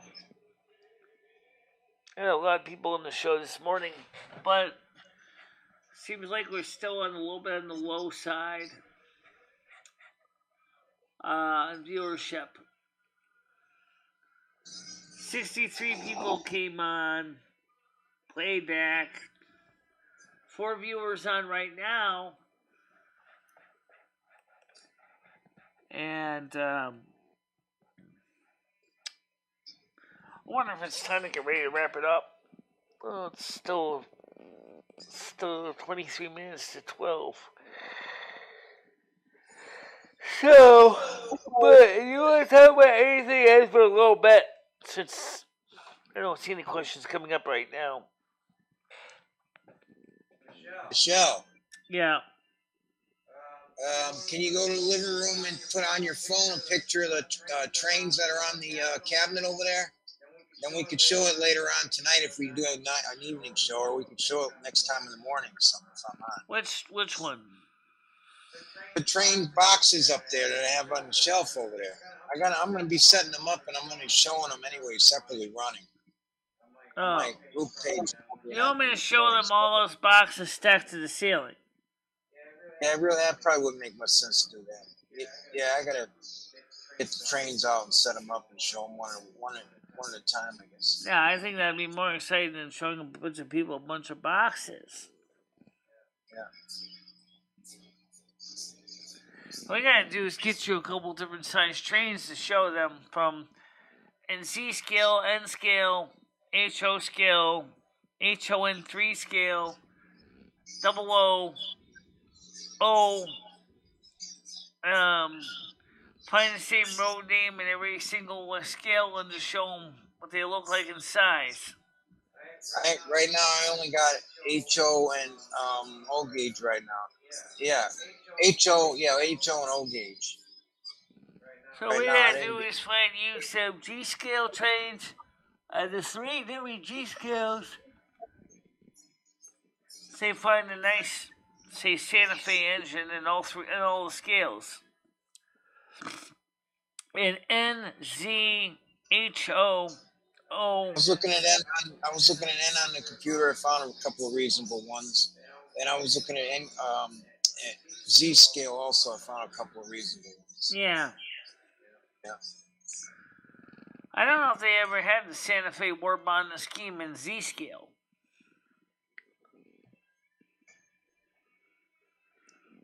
The thing about the Z scale ones I'm noticing is most of them are trolleys. They have very few locomotives or regular style like F3 diesels. Very few of those I saw. Very few steam engines too. Mostly just trolleys. They look like trolleys. Most of the Z gauge ones. There's very few steam locomotives in N scale too. Yeah, there's more than there is in Z though. I know, there's like less than Z, yeah. Alright, let's see if I got any massages.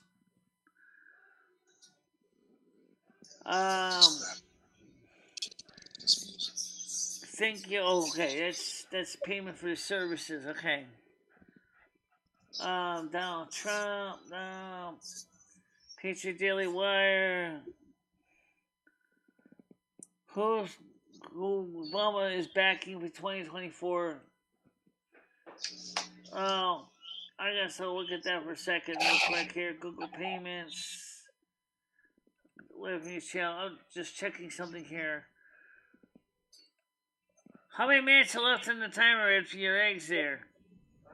I don't know. I got it on, but it didn't ring yet. In the store. If you're thinking of still finding milk and eggs in the stores right now, Three, it's really three, what one. would be like under President Alexandria Ocasio-Cortez. Oh, God. Really? For 2024? Isn't she a little young to run for president of the United States? Who? Barack Who you Obama wants her to run for president of the United States for 2024. Who are you talking about? Alexandria Ocasio-Cortez is being endorsed by Barack Obama for the 2024 election. I never heard of her. You never heard of AOC? She's the one with the crazy eyes. Even then, Obama guy, I never heard of Obama before he ran either. I never heard of him in my life. I remember saying that year, who's Obama? I never heard of him in my life before he ran for president. I don't know, but, I mean, okay, so if you only have to be 35 to be president, then why isn't some of the other people that we know running for president? For example, why doesn't Josh Hawley run for president? He's for a Republican Party. I think that it would be good to see the Republican Party have a couple candidates. I think that also Joe Biden should run against other political candidates in the Democratic ticket too. As I think he's a jerk. I think he's a joke. I think he's an old man who should just basically hang up his president hat and retire. I don't think Joe Biden knows what he's doing. But the thing is that what they need to do is the Democrats need to find a younger person to run for president. I think that what's her name there? Oh my God. There was one Democratic candidate I would trust. Oh yeah, let's see. It's at the tip of my tongue. I'll think about when it comes back. Oh, no. Tulsi Gabbard. Tulsi Gabbard, I think, would have been a good Democratic candidate for president for 2024. I don't know why they don't want to actually put her on the ticket for 2024 for the Democratic ticket, because I think she would have a good chance running for president. My view never shows up, so it always shows 5. Well, let me look at my numbers and see what it says on the screen. I see 4 right now. So, I see 5. 5 just came up. So 5 people on the show. Why would you want to be president to curse? Good question. I don't know.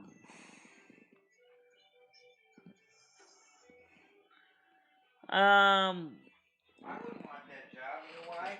I don't know why I'd want to be president either, but if I was president of the United States, this country would be seriously a very different place than it is now. Michelle. What? I wouldn't want to be no president. What's that? I said I wouldn't want to be no president because I'd have everybody judging me. Everybody in my business, everybody knowing. Everybody does that. Any president. Can you imagine living like that? That's like a movie star. Everybody knows what they're doing all the time. Everybody knows your name. Yeah. Well, I don't know. I mean, if you do a good job as president, at least everybody will be happy with you. But like I found on this channel, it's kind of hard to make everybody happy with you. So, I think, like I said, if I was president, I think America would be a very different country than it is now. First of all, let's take a look at reality. The Green New Deal, forget about it. Okay, it's not going to happen that way. All right, first of all, it's a great pipe dream. If individuals want to live it, that's fine. I mean, sure, we should try to lower the price of solar panels if people choose to live a Green New Deal life. If people want to live off-grid, that's fine. They should be allowed to do so. But at this point, our major infrastructure is still centered around fossil fuels, and it will pretty much remain that way because there's no other thing that at this point that can give the energy density as fossil fuels do. Number two, um, I would be bringing all manufacturing back to the United States. For one thing, I think that's the reason why we're having the container problems right now in shipping is that we've outsourced too much to China, which doesn't like us anyway. So China basically just sees us as their, I don't know how to say this without getting demonetized. Let's just say it this way: they're taking advantage of us, and they know it, and they don't care because they see us as they see it almost like us a pimp, like they're the pimp and we're just the poor schmuck that works under them. Yeah.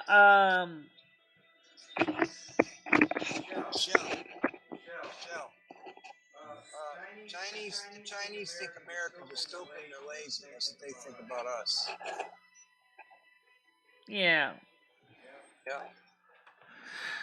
Like I said, the first thing I would do is bring back jobs to the United States, and I would say to China, you can go kiss my twat when I'm done, when I'm using the bathroom. Okay, really, seriously, China, you suck. Alright, plain fact. Alright? Oh yeah, your food sucks too. And so does your president. But the current system in China is just not any better off than here, as China themselves is suffering from a severe energy crisis where they can't make enough electricity to make sure to keep their mills running. Now, they can't make enough magnesium for the world. China is exporting over 80% of the magnesium in the world. Magnesium is used to make aluminium. Well, guess what? We don't have enough magnesium, so we can't make aluminium. So, what is that going to do? That means that there's not going to be enough aluminium for soda cans, for example. How are you going to carry soda if you don't have it in cans? Plastic bottles? Yeah, fine.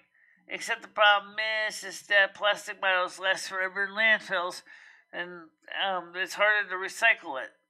So, also, car bodies are made out of aluminium. It's used in a lot of other machineries. So, without aluminium, they're going to have to go back to steel, which weighs a lot more.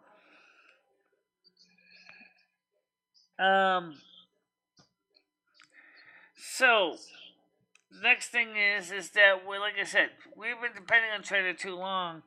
This country needs to get back to its own roots and it's got to start making its own stuff here.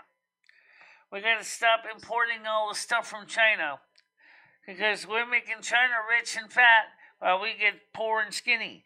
I think we need to take our production back and tell China to shove the egg roll up their anus, and that should be it. Period. As we need to take our jobs back to this country.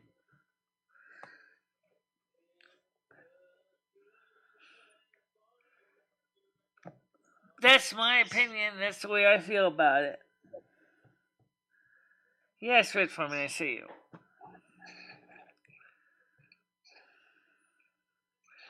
I like that idea, shoving an egg roll up their anus.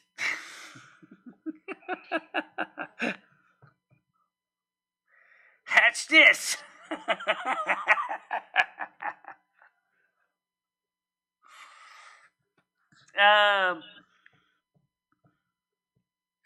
But we do got to bring production back here. That's one of the reasons why we have this problem. But if we didn't have so much outsourcing going on, if we were still making things, we would not have run short of respirators. We would not have run short of masks and other PPE gear that China basically said over 2 years ago that they wouldn't export to the United States. So they actually did say that. And well, Trump was able to get them to at least continue to export some of it, but he also managed to get manufacturers in the United States to start making respirators and things like that for the hospitals. Okay? Even the car companies, Ford, Jeep, Chrysler, GM. They all made respirators for hospitals. Tesla. The Tesla respirator is one of the most deluxe respirators of all. It's made out of their own infotainment system. So you can bet that while you're gagging for air, you can listen to your favorite rap star. This has a built-in radio. That's just true. I don't know if the firmware actually has the radio enabled, though. Probably not, but...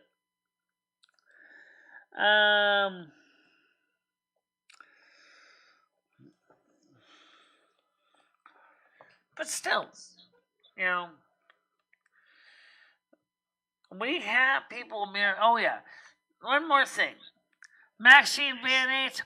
Forget that. Nope, not going to have no vaccine mandates. Absolutely not.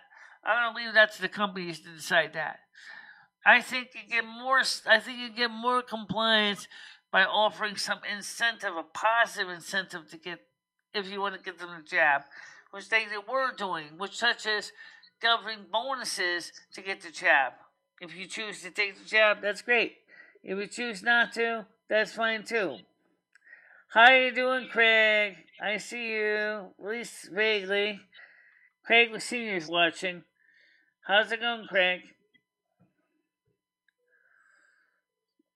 Michelle, good morning. I just got up from having to work last night. You're going to the kitchen, or do you want me to come into the chat? Come on in with me and Ed, because Ed's here. He's on the chat right now. Why don't you come on with him? Let me switch the sound over to the secondary audio channel so that it won't be so loud. When Craig comes on, it gets suddenly Megadeth loud. So I gotta switch back over to the second audio channel. Turn it on to the SAP. Yep, one SAP. One SAP worth of sound. SAP worth of sound. Okay, you can hear me, right? Yeah, I hear you. Okay, because Craig's gonna come join us.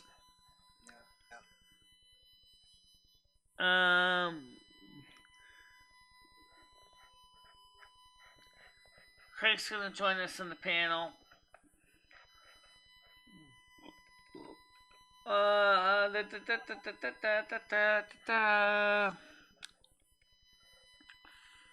Okay, so let me just give you the link.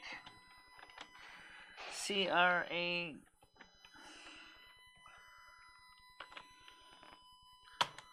Okay. So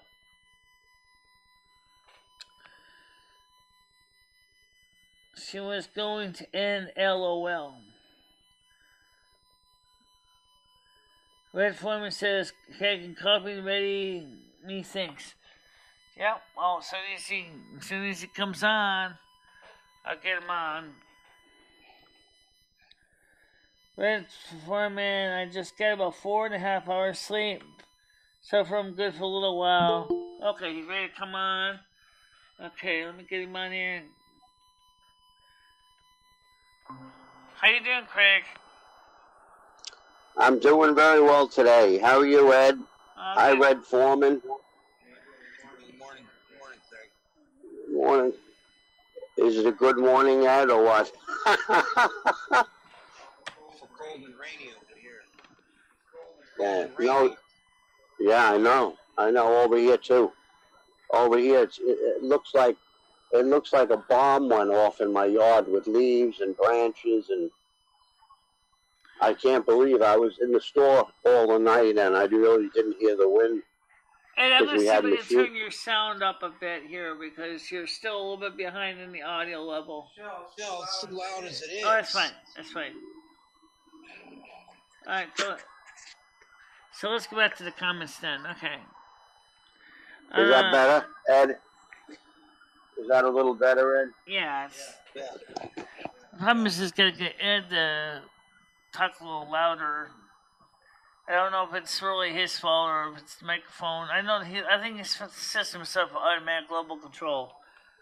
So I don't know it would make a difference if I went into his control panel and turned it up or not, because I don't think it's going to make a difference, because the system is going to be adjusting the volume as it can. Michelle, I'll just talk low. Is that better? Yeah, it's fine. That better for you, Ed? Yeah. Okay. Can you hear me, Greg? You can hear me, right? Yes, I can. How are you making out with the slot cars? Any news? Yeah, I got it yesterday, and I hooked it up. Me and Michelle hooked it up, and runs like a champ. Yeah. Didn't at first. Tinkered with the car's brushes a little bit on the bottom, the contacts, and it ran beautiful. Fast too. They're fast. Yeah. Well, that was the one that runs off batteries, right? Yeah. We're gonna try to hook a rheostat to it though, so we can run it on through the wall also, wall power. Or, you know, like a DC power. Yeah. A rig one to it. Yeah. If you see anything online that's the old-fashioned slot cars, like the biggest ones, like we used to have. Yeah. That's what I'm more interested in. If you can find them.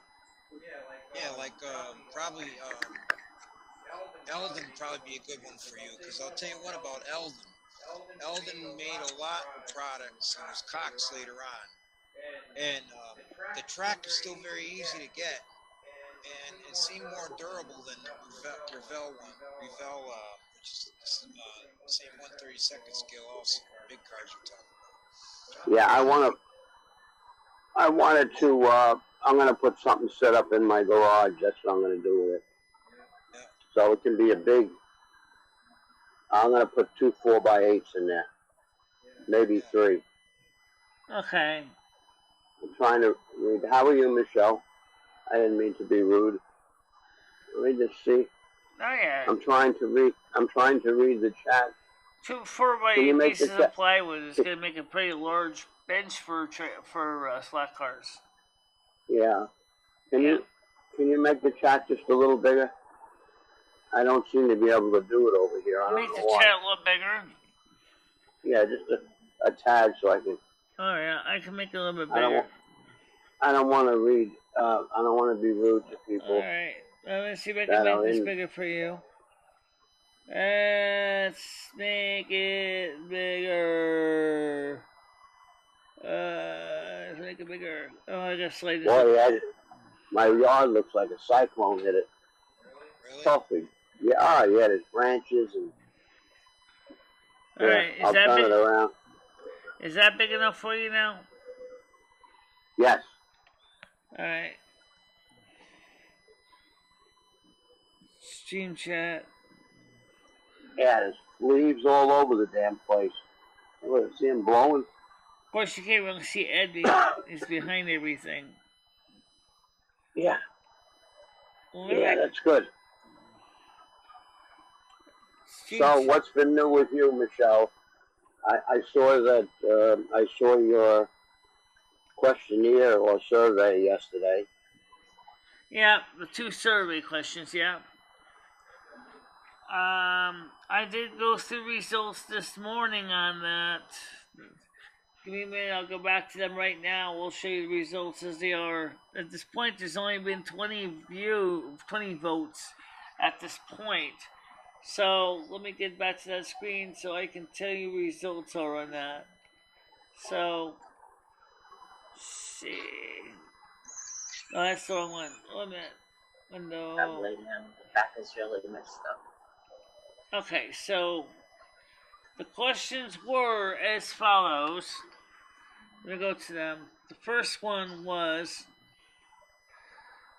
where are my UK viewers? The results are at this point. 70% said watching other channels. 5% said lurking. 5% said watching replays when it's better time for them. And 20% said they have no idea. Okay? We'll check those final results by Friday. We'll look at it Friday. The other one is, as you may know, the live streams are losing out due to logs, MVCast, and viewer count. The numbers of viewers on live streams are dropping badly, thus the questions. Forget all live streams and go with vlogs only, that's 10%. Just do the 2-night live streams and get some much needed rest at 29%. Just do the morning shows but at a later time, 5%. Leave the show schedule alone as it will improve at 10%. And 46% say I have no idea what you should do. Well, I would probably move the... Well, see, I know you have to go to the soup kitchen. That's the issue. Yeah. So you have to have it at 10 o'clock. Otherwise, you won't have time to get there. One commenter actually said something that I thought was kind of obnoxious, if I can find it. He said, let's see, make sure it says, you didn't add the option, delete your channel, says Burger Boy. Why would I want to delete my channel? That doesn't make any sense. Oh, that's just being rude. Okay, don't worry about it. That's one of the reasons I didn't add that as a channel, chat. Yeah, I know. Ed, can you hear me a little better? I have the microphone all the way down here now. What's that? Or is it? Yeah, is it okay now, Michelle? The volume on the it's not microphone. Really that much, it's not really that much different for me. By the way, it says okay, but the one Brian K says, the UK audience in South Africa are busy as heck, but it's still here. Now. Where did Andrew go?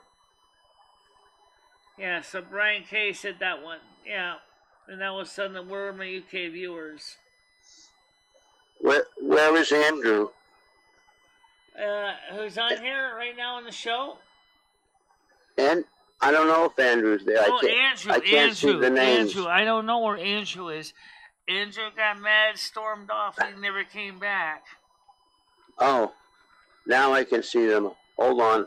But I think it's a real shame because I liked having Andrew on the show. It was very informative. But he chose to leave along with Charlotte and the rest of them, and we never got them back. Even Scottish Spacey never came back on. Monica never came back.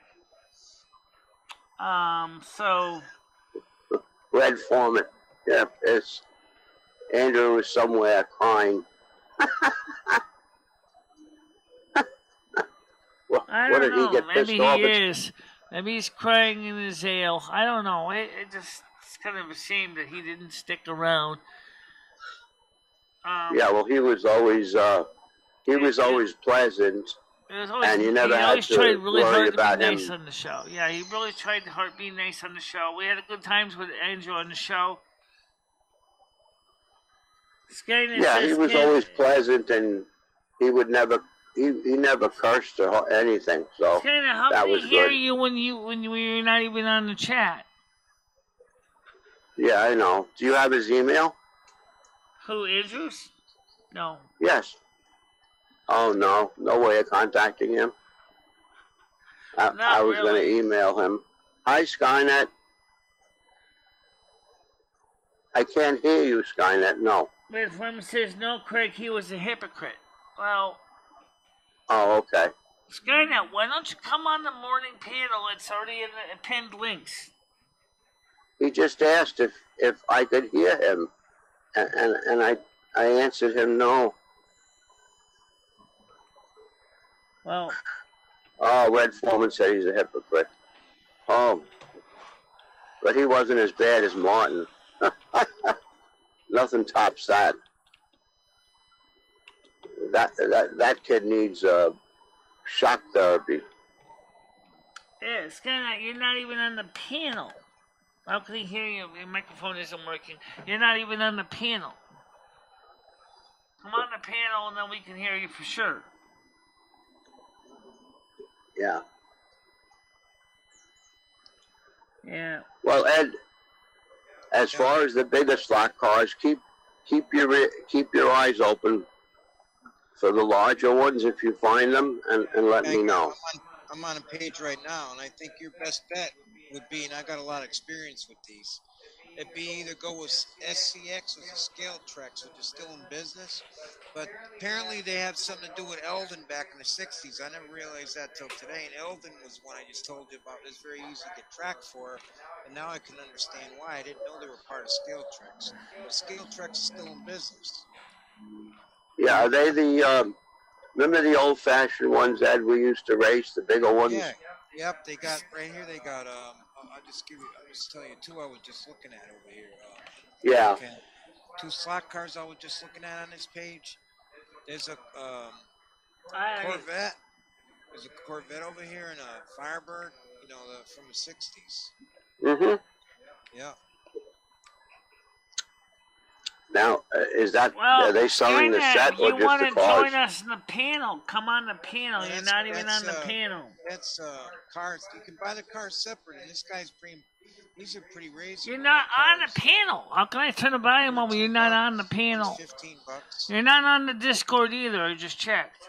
But a lot of times when you buy the vintage cars, you got to read the write-up real good because sometimes you got to refurbish them. The thing that goes mostly wrong with the cars that are like 30, 40 years old is the tires. You got to replace the tires because the rubber gets brittle and hard, and then you get the track, you know. And when you had a motorhome, you had 40-year-old tires. We had to replace the rubber on them too. Yeah. Did they make the slot cars? Did they make new ones, like the big ones we used to race? Yeah, they sure do. The SCX makes, they call it the classic line. Same kind. The new ones got magnets on them, though, so they don't come off the track as easy. But some people actually prefer the old kind without the magnets because if you're racing somebody, it's more challenging to keep the car on the track. Some people like that, you know. Remember how they used to fly off the track? Yeah, if you had to have more skill to drive them. The older ones. I like the ones that don't have the magnet. That's really, I guess they don't make them anymore. Yeah, they do. I think they still do make those. Oh, okay. Or you can take the magnets right out because they're on the bottom of the body. They're right on the bottom. You just take them out. Oh, okay. All right. Ray Martha Stewart. Just to explain this, guys, Skynet is not on the panel. Skynet is not on Discord. I just looked them both. I like Red Foreman. He's a hoot. So he's just kind of trolling when he says turn up the microphone because he's not even on the panel right now. Skynet, get your butt on here. If you're not busy, just wanted to say hi and stuff. Yeah, come on Skynet.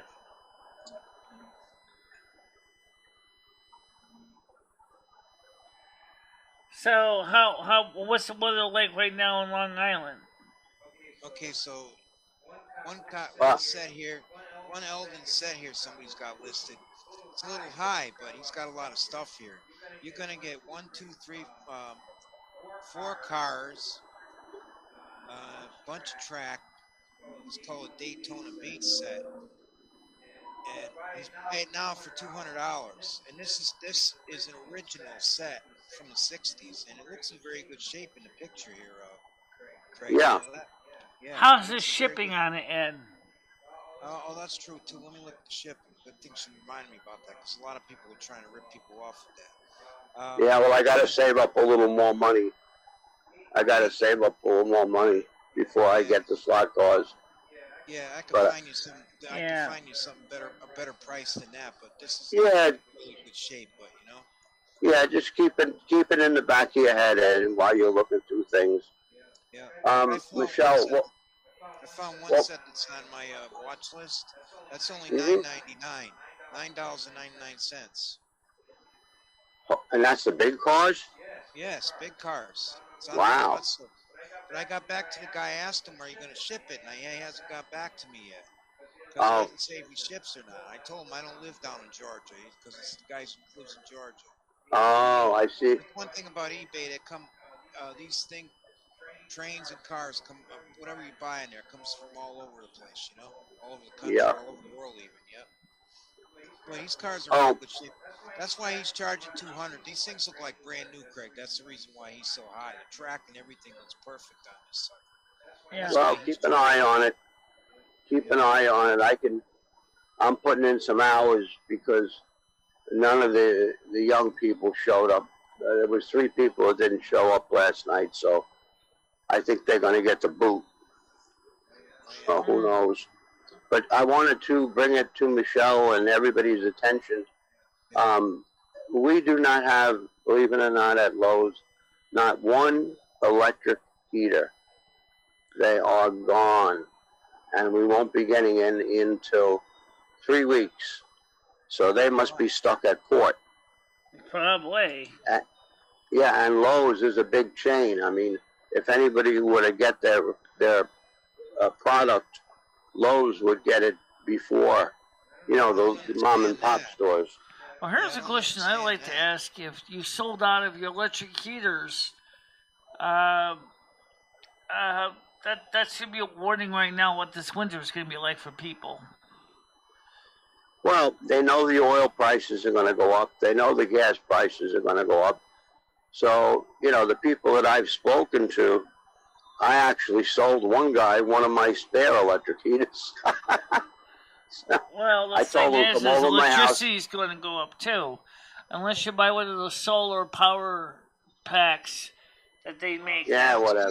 Greg, I just noticed on his set, I told you that was $200. He says you can make him an offer on it too. I didn't see that before. In other words, you can make him an offer. You can make people's offers on it, And a lot of times you get it a lot cheaper when you make an offer too, Well, what do you think is a good offer? $1.50? Well, because it's got 4 cars with it, and they look like in mint condition, I'm telling you, Craig, like brand new. This set's in very good shape. The track and everything, I could tell from the picture. It's got the original box. Let's see what he says. Oh, that's good. Yeah, right. He's got the write-up right underneath here. What's it say? Yeah, but Craig said he's got to save his money, too. Thank you for looking at my auction. Up for bid is a vintage Eldon Daytona Beach Detroit stock car road race set with 4 original car bodies, 2 chassis and engines, box, and tons of extra track. I didn't know that either. To build a mega layout, it says. You get the 4 original cars in a fantastic condition: a Ford Thunderbird, Chevy Impala, Dodge Coronet, and Pontiac Catalina. I believe the model years on the cars are all from 1962. Wow, that's like 1962. This is a good deal for that price, and that's an easy. Yeah, that sounds like it's a collector's. That's a collector's version. Yeah, but like I told you, the Eldons, they made so many of them. It's still easy to get track for everything. It says here too. It says no broken windows or split screw posts. You get extra controllers with the box of spare power packs, spare wire, various paperwork, original box, 2 nice chassis, 2 extra motors. Oh. Yeah, not for these cars. Extra for other cars, he says.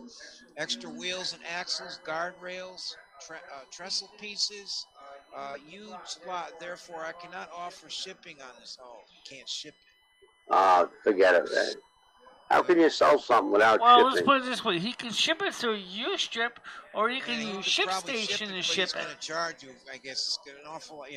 The more it's in it, I could ask him if he'll ship, just to get it, Well, I don't have to pay him nothing. I could just ask him the question. Just tell him to use Uship or ShipStation. That's all he has to do is use Uship or ShipStation. He says pick up only. But it's going to certainly be a lot cheaper if you could pick it up in person, but... No, it's in. Yeah, but we can't drive down to Georgia, though. No, this guy's in Pennsylvania. Oh, Pennsylvania. Okay. Not far from. Matter of fact, it's not that far from you in Connecticut, is it? Not really, huh? I know. Well, it's a good trip. It's a good trip where I'd have to stay overnight, and I can't see the problem. Ed, right now, I can't leave my wife alone. It's about 3 hours. That's the only thing. Okay, so I live in East Street Zero from Pennsylvania, and it took about 3 hours to get here from Philadelphia. Okay, he lives in Hanover. You know where that is? Hanover, Pennsylvania. Mm-hmm. Where is that? Is that further up near Philadelphia, or do you know where that's where? Yeah, it's a little north. It's a little north. But like I say, I can't even. I mean, I'm waiting for her to get a little better so I can see you guys, and I'll probably get a hotel or something like that because I'm not going to drive all that distance and not spend a little time with you. You know, well, let's put it this way. We'll just throw in a hotel on that thing. Michelle, I'm trying to say something. He can't talk over you. Let me just, I'm just going to ask him because there's no charge to ask him what he would charge if he'd be willing to ship it. And then I'll just let you know what he says. But if it's this much stuff, it's probably going to be, probably will cost at least $50 to ship the thing. You know what I mean? Yeah, but I'm okay with that. Yeah. That's I mean, gas is so expensive. Not that I care, but gas is so expensive, it's worth it. And Michelle, what were you going to ask me? I wanted to ask you a couple of different questions at the same time. Number one is, based on the survey questions, what do you think, what's your personal opinion about what John Heyman said we should just delete the channel? Does that even make any sense? No, Boy, that said that. That's just a nasty comment. You don't want to delete the channel, and I don't want you to delete the channel. Considering this channel is the only one that makes us any money right now. Like I said in the past, the even if you're going to the soup kitchen, that's good to make a video of because they have a longer shelf life. I mean, you know, even if you sat, let's say you went to McDonald's or you went wherever you want to go to eat, and you're sitting at the table and you're chatting about, you know, the economy and any new news.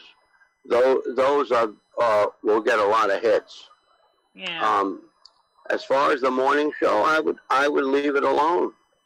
I mean, who's going to come in is going to come in, and eventually it'll grow. The evening show, it seems that the phones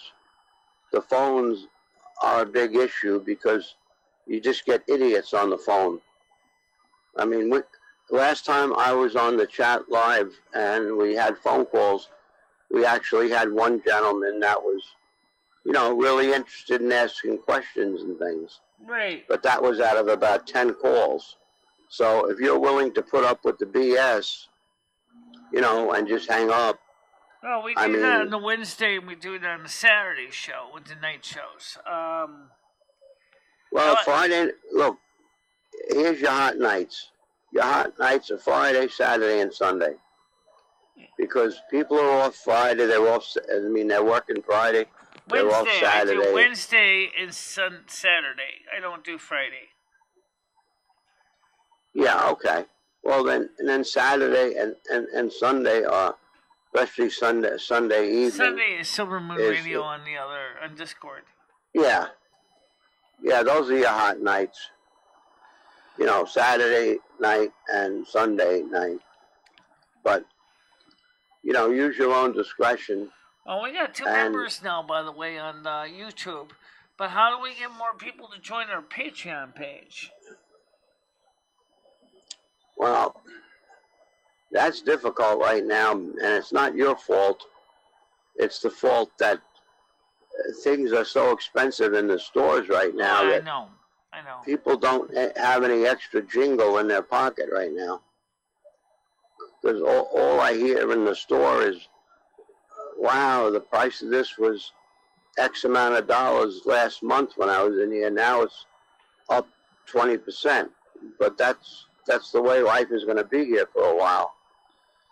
You know, I mean, things are expensive because the shippers and everything are charging more money because of what we discussed yesterday. I mean, the day before, you know, about the ships sitting offshore doing nothing. They're just sitting there. So if they can't make any money shipping product here and have to wait 10 days offshore, it's going to be expensive. I hate to say it, Craig, but you know what I think? What I'm seeing here on eBay, for example, there was one train set a guy was selling for $29.95 it's going for an auction. It's a nice train set. Okay. And Mm-hmm. he's charging $102 for shipping. This set's only worth about $50 or $60 tops. So why would anybody want to pay more for shipping than they're going to pay for the set? That these people are doing this all over eBay. I'm seeing it too, and it's not because the shipping's going up. It's because they're raising the shipping because they want to try to make more money for themselves. Bottom line, people are getting. I hate to say it, a lot of people are getting greedy. It seems like, you know. Yeah, well, they're all in the same situation as we are. Yeah. You know, money is tight for everybody unless you're a millionaire. Yeah. That's But, true, but you don't gotta gouge somebody. That's ridiculous, charging that kind of money for shipping. I mean, I would be honest. If I was gonna do that, you know what I would do? I would put buy it now and just charge the price I want instead of trying to lure somebody. It seems like they're trying to lure somebody by, oh, that's only $29.95. They see buy it now. They click buy it now. Then you got to commit to buying it, and you don't realize you're charging $100. A lot of them do that. They'll sneak it in there. You know what I mean? That's sneaky. Yeah. Yeah. Sneaky, yeah. No, I rather pay the price for it and have the shipping low. I mean, that's the proper way to do it. But well, just keep your eyes peeled if you come. That one guy with the full big set and everything. That sounds like a pretty good deal for $200. If what you're looking for, yeah, and they're in good shape. From the pictures, it looks in very good shape. And, yeah, well. I contacted him and I asked him if he'd be willing to ship it. And I'm waiting for him to get back to me. I'll let you know. Yeah.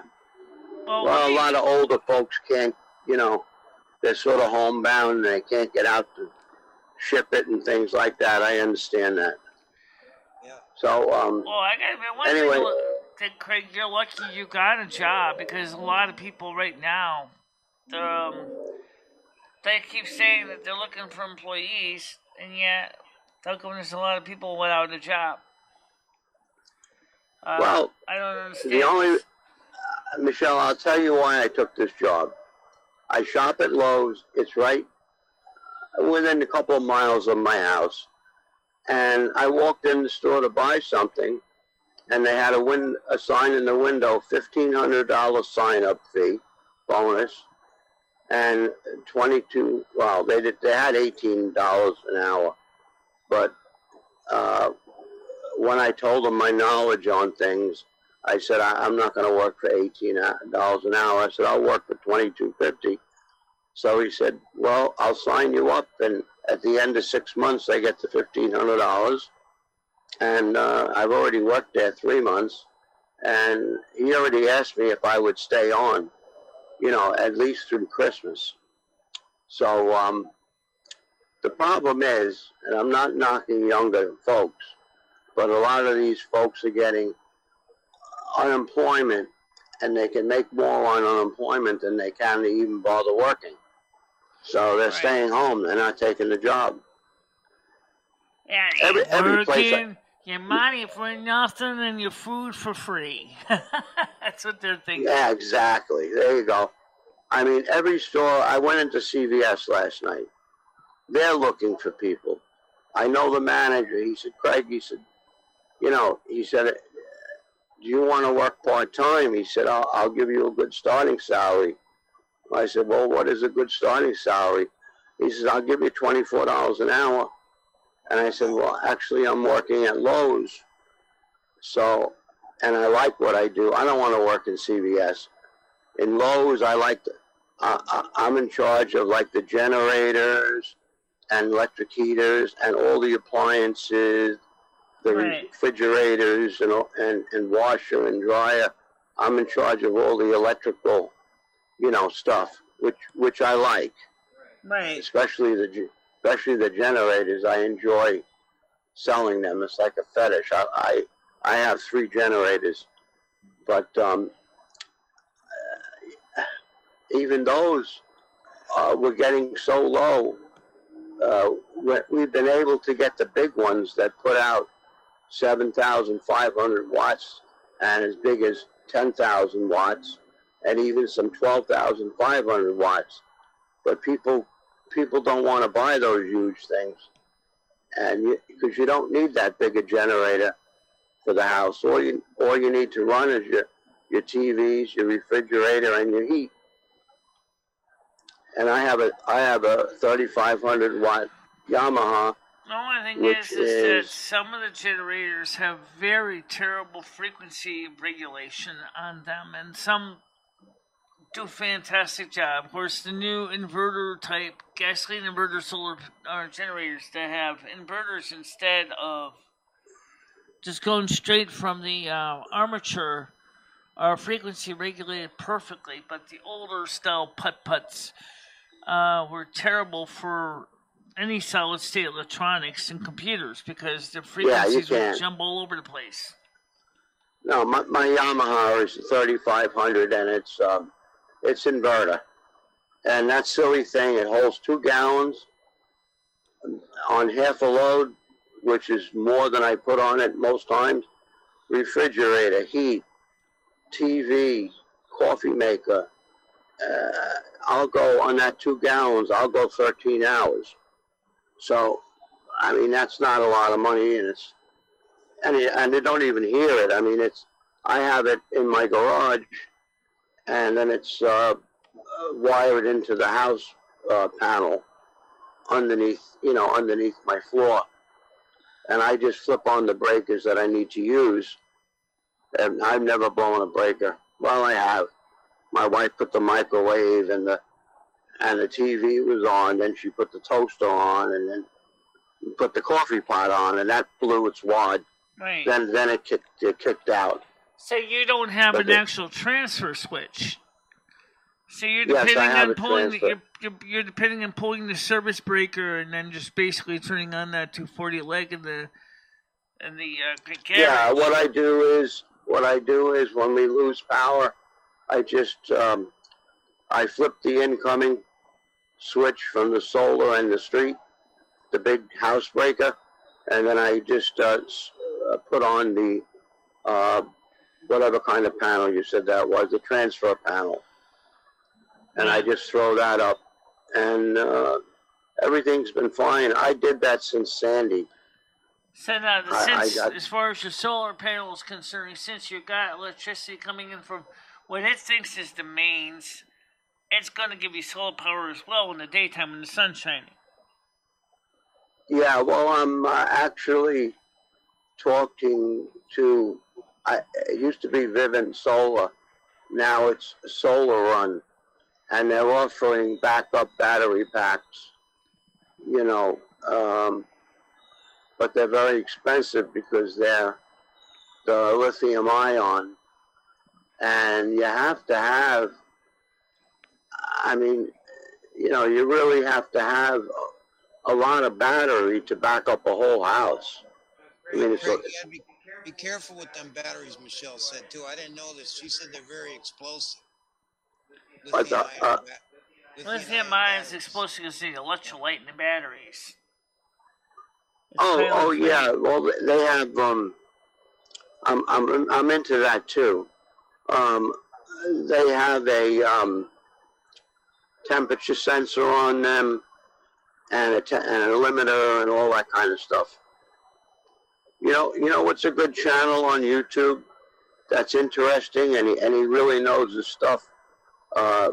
Michelle would appreciate it, and I think Ed would appreciate it. His name is Will Krause, Prowse. And look at a couple. He's a young fella, and I know him. Unfortunately, his mom was an alcoholic, and he moved out, and he was living in his little Toyota, little Toyota motorhome.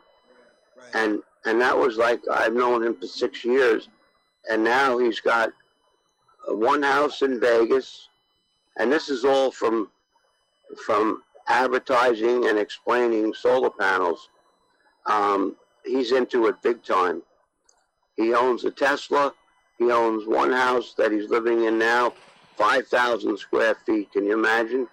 Mm-hmm. And he wrote a book on what is that thing that happens to your feet, fasciitis or something like that. He's got books on Amazon. I give the kid credit. He really, he goes for it. And I think he's got like 20,000 watts of solar on his house.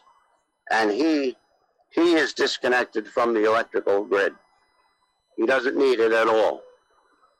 Right, he's independent. So, he's off-grid. Yeah. Yeah, he's off-grid, and well, such a nice kid. I watched another YouTuber that seems to specialize in off-grid technology. He's Puerto Rican. During the major calamity that happened in Puerto Rico with the power grid failed, he actually went over to Puerto Rico and started setting up people with solar panels and battery systems so they can get their houses back up and running so they can have power. I think his name is Jay Garcia. He's also on YouTube. Yeah, I've seen him on there. Did you get your ears yet? Just Miss Jamie, did you get your ears yet? Because Cruiser got his ears. I don't know. I'll be right back. I'm just going to put a fleece on. It's kind of cold out here. I'll be right back. All right. And if you got to go to the soup kitchen, then I'll get off. I don't want to keep you. I know I came on late. No. I'm not going to go to the soup kitchen, but probably sooner or later I'm going to use the bathroom. It's already past time anyway. It's 12:30 already, Michelle. Oh. It's already 12:30, yeah. So now we decided not to go today because we got food stampies. Yeah.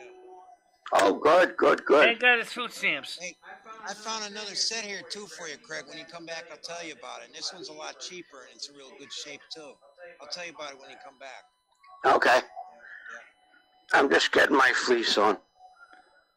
I'm sure it is. It's overcast here. So, yeah, I wouldn't be surprised if it's raining now. Yeah, well, right now it's windy as hell. Yes, it was. I took out the garbage this morning and it certainly was windy. Oh, God.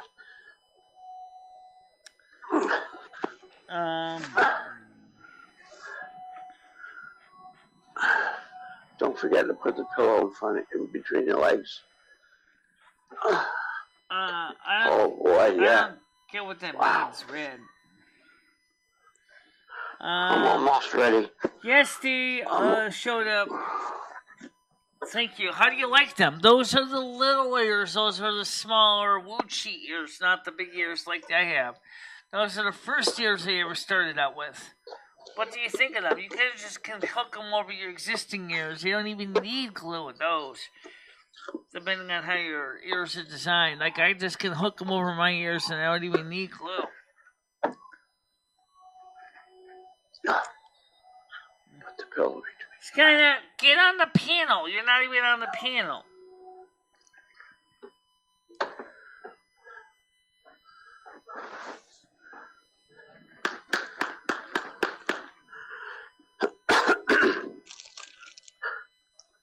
Am I any lower my volume now?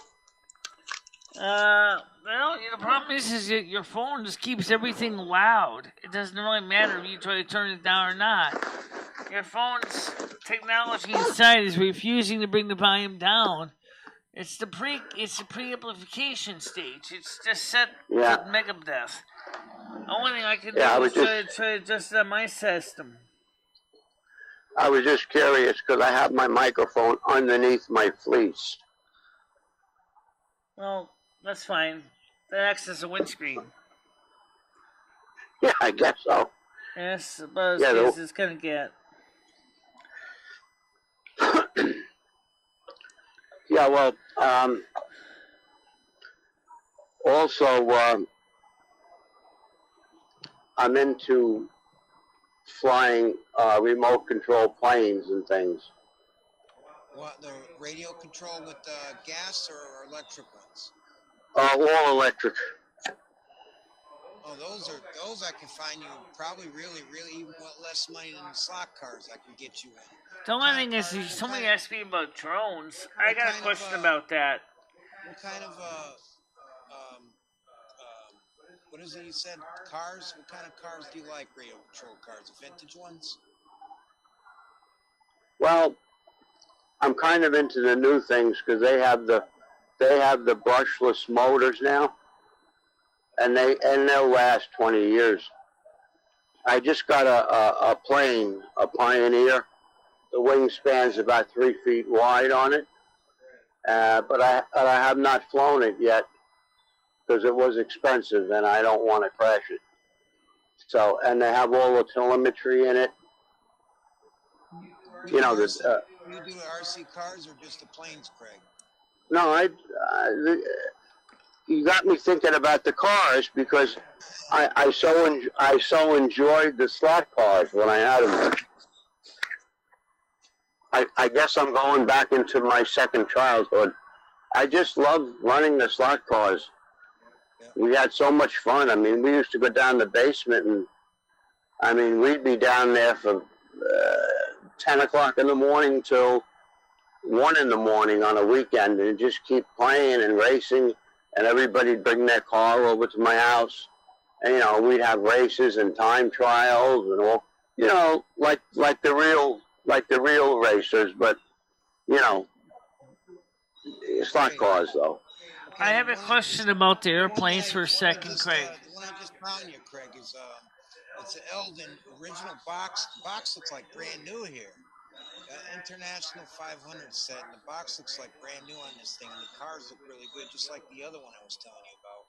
It's $95 or best offer. It's a pretty big track set also. It comes with 3 cars, and he says it's in really good running condition. Okay. Is that as big a set as the other one?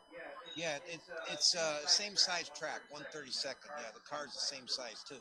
If you want to get extra track or whatever, that's never a problem. These are the add-on track. If you want to put a lot of more track in, you can get it real cheap for Eldon. It's very readily available. Yeah, well, see what that guy says with that $200 one, because that sounds like that's a lot of bang for the buck. That one's got he's got more stuff with it than this one. This one's just a basic set. Yeah. This set is it's a big huge figure 8, so it's a big size layout, but it doesn't have it has one extra car with it. It looks like here from what I'm seeing on the pictures. Yeah, it has one extra car. That's about it. But I'm gonna stick with the guy that doesn't want to ship and see if he'll ship it. Okay, wait till he answers you back. Yeah, he got back to me. I got a message right here. Let me see what he says on message. Okay. Well, while you're doing that, and I have a quick question for Craig. Yeah. About with the drones. How hard is it to get a pilot license for a drone, especially if you want one that's going to have a camera on it? Do you need a license for flying and a license for the radio transmitter? You do, but nobody that I know is in the flying club. Some of them have licenses because they're gasoline, but I don't. I have a drone, but I don't have a license. It's only a small one. I fly it out of my backyard. Right. Spy on the neighbors. Well, I want to use something similar, for maybe doing aerial views of Winston or something. But yeah, well, you gotta be careful because of your eyesight, Michelle. That's a. Well, yeah, I know. Those quadcopters are pretty expensive. You don't want to smash one of those into the trees, right? Hell no, they're not cheap. I mean, you can get cheap ones, but I would say start off with a cheaper one. How big is the behind your house there? How big a lot is it? Is it fairly good size? My backyard up to the graveyard is about 100 feet by about 25 feet wide. No, maybe 50 feet wide. Yeah, you could start off from there. Yeah. And just fly. That would be that's depending fine. on seeing through the camera or a camera to see where I am. So I'd have probably 2 cameras. One for the straight side ahead, which would have heads-up display for the altimeter and the speed and the information like that. And the other one would be they'll be feeding into the camera to go into YouTube or to OBS or whatever. Yeah. No. Well, you'll be watching it on your phone screen anyway, so you can see where it's at. Let me see. Yeah, but that means there's always going to be a latency problem. So. Oh, Mulvane Mukbang is in here. Hello, how are you? Nice to meet you. Well, I'm going to make a quick run to the bathroom, guys. Ed and Craig will keep you entertained for a little bit, okay, guys? Can you keep an eye on the fort for a while? Sure. All right, right back. Sure. Ed and I got it under control. So, did you eat lunch yet, Ed? No, I usually only eat once a day. I don't usually eat breakfast. Today I'm gonna have breakfast. I made some eggs, so I'm gonna have some eggs. I got going over some bagels. I'm gonna make some bagels and eggs. Yeah, that's good. I usually only eat once a day too. Yeah. I eat like around 3, 4 o'clock because at work they got a sandwich machine at work. I usually get a sandwich or something like that. Right. Or bring something, that's all. I can't get over how much leaves and branches are down. I didn't realize it was that bad last night. Because I was in the store and we were running the high-lows and there's so much noise in the store you really don't hear the rain and the wind. But I know the landscaping part of it with all the plants and everything, I know they were getting blown over. So, boy, I'm surprised. It's really a mess. My yard is a freaking mess. I'm going to have some work to do there, blowing all this stuff.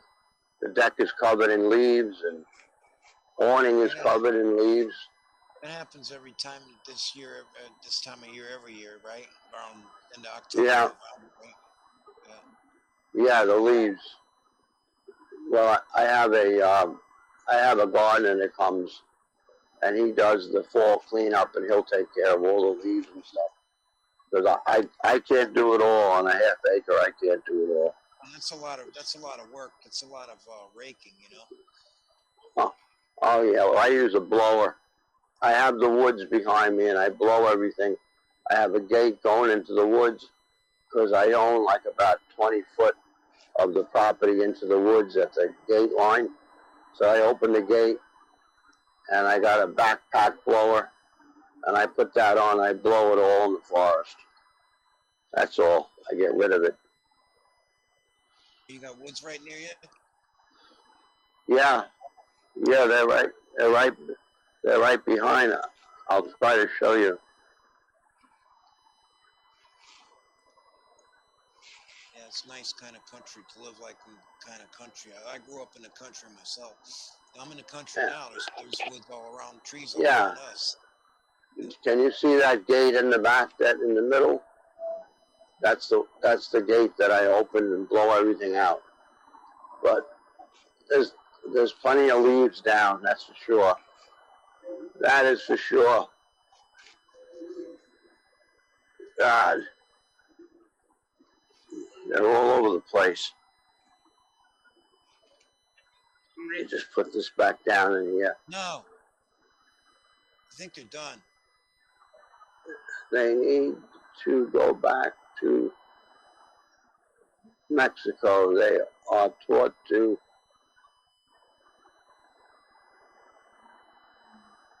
go back to Mexico and use the schools over there. No. Yeah, Red Foreman. That's what aggravates the hell out of me is these illegals come over here and use our school systems and they don't pay taxes. If they live in an apartment or something, they don't pay taxes or anything. Well, you know, why do they... Sorry it took me so long, guys. You know? I don't know. No, I don't understand that in the first place. Why they let them all over here?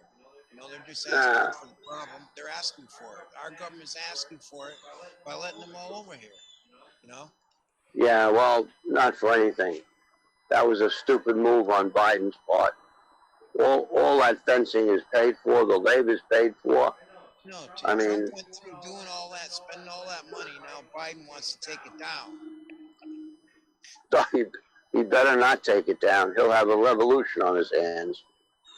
The people that are suffering, are Texas. You know, the southern states. Texas is getting so many people. I mean, and they're putting them up in hotels and stuff. I mean, this is costing the government a fortune. I mean, their hotels are probably better than our houses. On top of that, the newest caravan is demanded that we tell Biden that we're coming, they said. Tell Biden we're on our way, he said, one of the people in the caravan. First of all, who told these people that we want them here? I don't know why. No one we told. Got enough problems. I mean, Pueblo Sin Fronteras sends their people over here, and now this other agency is sending more people over here when we never wanted them here in the first place. Yeah, well, Trump had the right idea.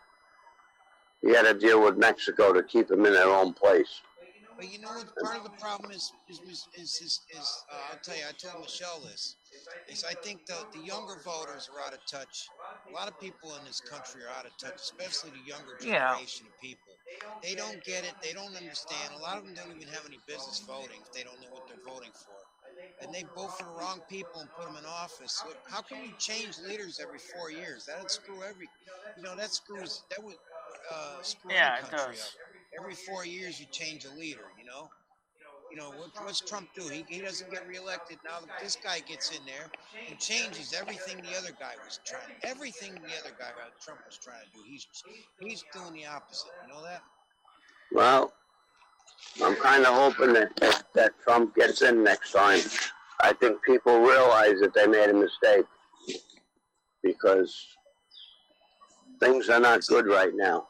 A guy in Florida told me I was talking to him. Well, Donald Trump said, you get the Democrats in there, it's all over, folks. He said that in 2016.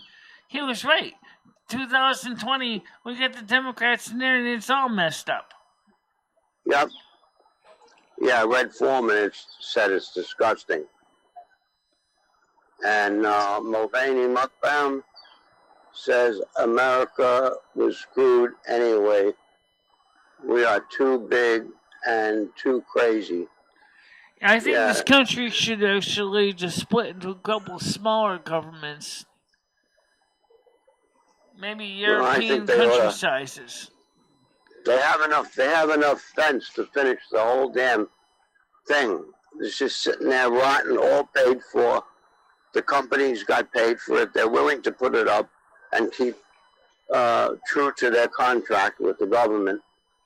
And they're worrying about pollution and all this other crap.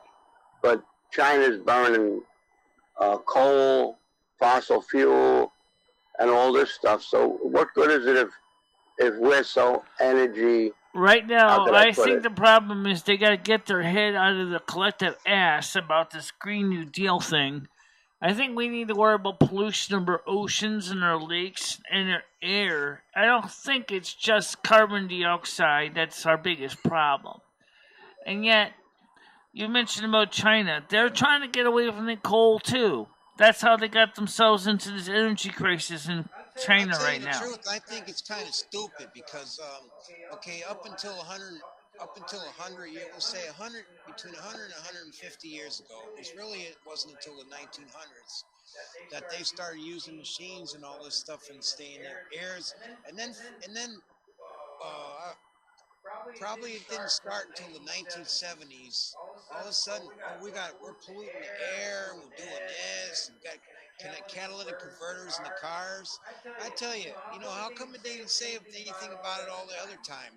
They knew it was there. I don't know what they were thinking, but I think it's kind of ridiculous, Well, remember Yeah. in 1970, I think it was 3, Richard Nixon created the Environmental Protection Agency. And you guessed it. What it was focused on everything having to do with the environment. That's the name, EPA. Then under Biden, it became the Carbon Dioxide Protection Agency, so to speak, because that's all they were worried about was carbon emissions. But Donald Trump, under him, restored the EPA to its original mission, which was everything, all kind of pollutants. And I think that by dismissing the reality that, for example, what about all the polypropylene coffee cups that the soda cups they're having in McDonald's? How come McDonald's went from paper cups to polypropylene cups? And those things are not recyclable. Number 6 plastic or PP plastic is not recyclable in Connecticut. At least not by most landfills. So No, they're not. And I don't understand why McDonald's would go away from environmentally more friendly materials that they were using, like paper cups, just to go to plastic cups for soda.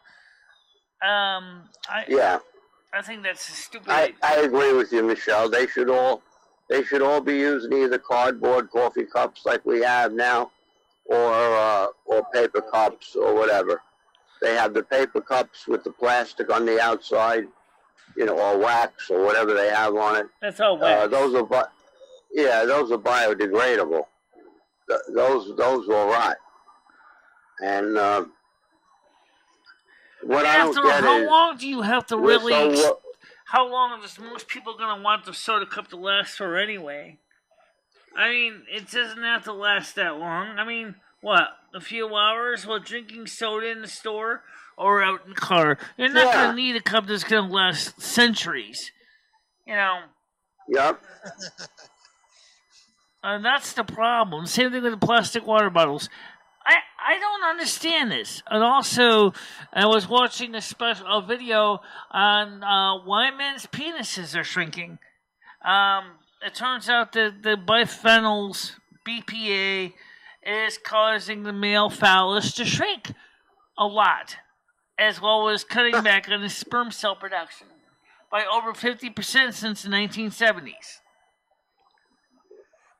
Michelle, listen, when men get older, okay, this is normal for men when they get older.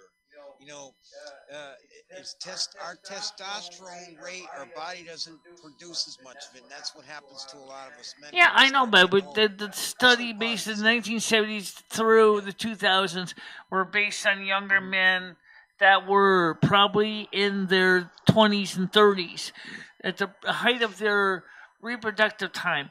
And the problem is they found in those men, between the two time periods, their testosterone production has dropped over 53%. Now, that's because of the plastics and the other chemicals that we're using. I know. Well, when I go to McDonald's, I don't even order soda. I bring it home and I use my own soda. Whatever. It is what it is. But what I don't get is if we're going to be so does your McDonald's let you bring your own soda cups? Yeah, I don't know whether they let you do that or not. I don't know whether they probably would do that, I guess. I don't think they would care. But if I went in there and I said to him, put my soda in the McCafe coffee cup, because their medium is their large coffee cup. So there's no reason why they couldn't say. Sure, that's the reason why I got rid. That's the reason I never buy large sodas at McDonald's, because they're always in plastic cups. And I said, no, I'm not going to buy a large soda in a plastic cup. So number one, I can't drink all that soda, and number two is it's plastic cup. I don't want plastic cup. I just want a standard wax paper cup. It doesn't have to be plastic. It doesn't have to be glass. It doesn't have to be ceramic. Yes. Just give me a waxed paper Dixie cup is pretty much what it is. And it's like, That was fine, and then now they went to highlight and make cafe products. Decided to go with these clear plastic cups, and it's like, why are you doing this to the environment, McDonald's? Why are you doing this to the environment? Yeah, Red Foreman says go back to leaded gas. Yeah, that would be fine. You can still buy it, but it's expensive because all the cars and all the generators and all the different things, they don't run as well on ethanol as they do with the leaded gas. And Red Foreman said they should go back to the plastic cups because that plastic cups and the straws being environment to marine life is a problem. See, now this is part of the Green New Deal to me. Is if you're talking about the environmental pollution, that is just as important as worrying about the carbon dioxide emissions. You gotta worry about the whole enchilada, baby.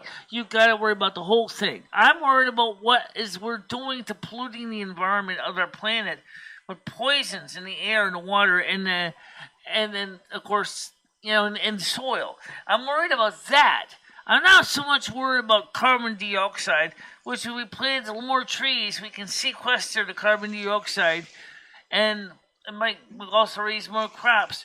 Food also, through photosynthesis, captures carbon dioxide. But why can't we take care of also the fact is that we're making a lot of consumer pollution of plastic cups and toxins, and we're dumping it into the soil and into the water and into the air. I worry about that more than anything. Yeah, exactly. Yeah, Red Foreman. And Alexander Ocasio-Cortez isn't even worried about plastic cups. I am really shocked and dismayed that she's so worried about carbon dioxide and says, we need to cut down carbon dioxide. No, lady. We have to do a lot more than just cut down carbon dioxide. She's one of them new millenniums anyways, one of them younger people. Yeah, well, they want electric planes and all these things. Good luck with the electric planes. Good luck. How do you have a 757 running on electric? Give me a break. You'd have to have so many batteries that the plane wouldn't even get off the ground. Yeah, the whole storage hole would be nothing but loads of lithium-ion batteries just to provide the kind of distance. Okay, yeah, and fine. I'm willing to go halfway with that. But the thing is that what about the fact that what are you about to do with all these post-consumer products, all those batteries that are finally defunct? Do you have a recycling plan in place? No, they're not talking about recycling nothing. They're not talking about reducing, recycling. They're just talking about, we have to make everything all electric. Screw gas heat, screw gas cooking, screw oil heat, screw fossil fuels for energy density. It's going to be all electric this, all electric that. Fine. Where's all the electricity coming from? Solar, right? Wind, yeah? No. Guess what? That's not because the energy density isn't there yet. You want to go forward, you need to go with fossil fuels as backup. It says the state of California learned about this summer. They couldn't generate enough electricity when the hydroelectric dams ran out of water. How in the heaven's name are you going to keep doing this? You're actually not even balancing the system with reality. I was waving to him. No, I understand. Michelle Red Foreman just said, Michelle, can you... Okay. All right. Can clone come into the chat? Back to the kitchen. Okay, let's come back into the chat. Yeah.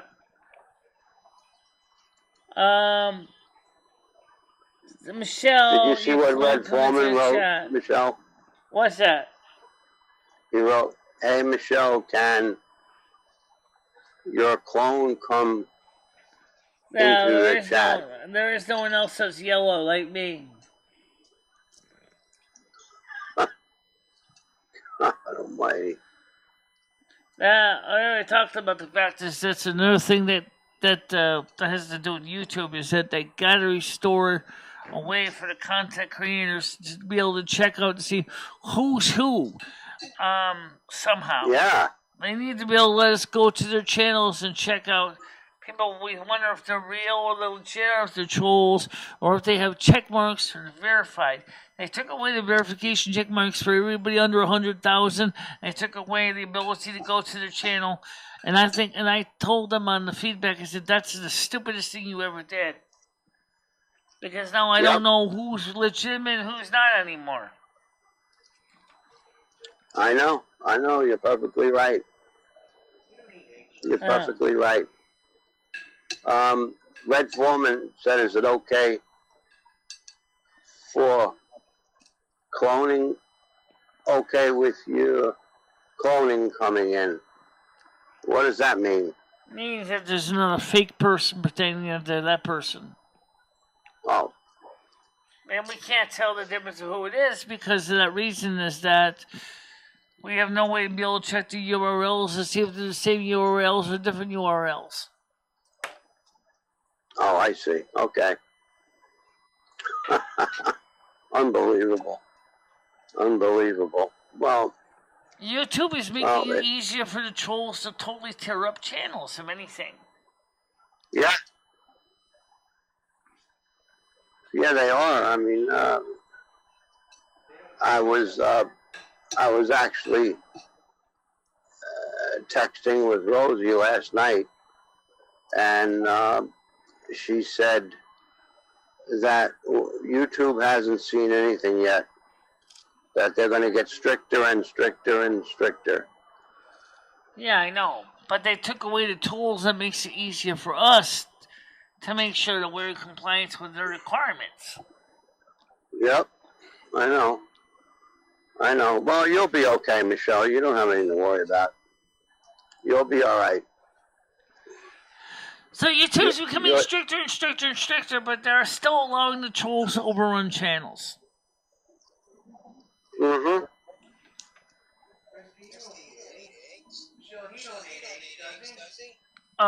The cat? No.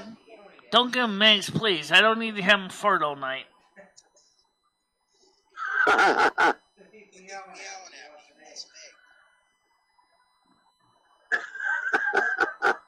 You'll have Rusty farting. Well, you can try giving him a little piece of yolk and see if he eat it, but I got a feeling he probably will, but then again, you'll probably be smelling it all night long. Yeah, well, yolk is good for them. If they'll eat the yolk, that's got a lot of protein in it. Yeah, that's true. He needs the protein. You cannot verify them because they took out the ability to go to the person's channel. When you go click on the name, you used to have the 3 dots. One of the things the 3 dots would do is let you go to their channel. Right. And now you can't do that anymore. So you can't tell who they are because there is no longer that option to track the channel or find out which channel they're from or whatever. And it's a real crying shame. Because we used to be a lot I like easier. that because you could go into a chat, and if you wanted to sub up the other person, all you had to do was hit their icon, and you could sub their channel.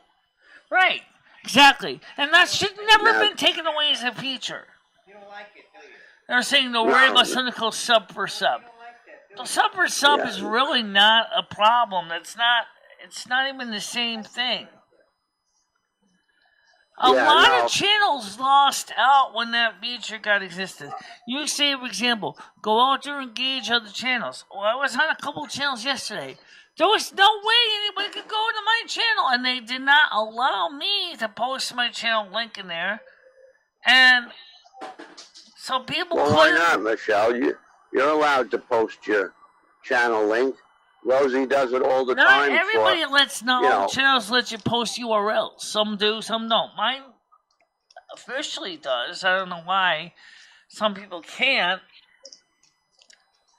Well, if they ask Rosie, she said it's okay. If they ask her first, her mods, if they can post the link, and she said, yes, it's okay. Not a problem. And they post their link, and then you can go into that link. Yeah, but if you're not a mod and you're visiting another channel as a regular person and somebody says to you, hey, how can I find your channel? You can't even type in your own URL. And even if somebody asks you directly the question. Yeah, I know.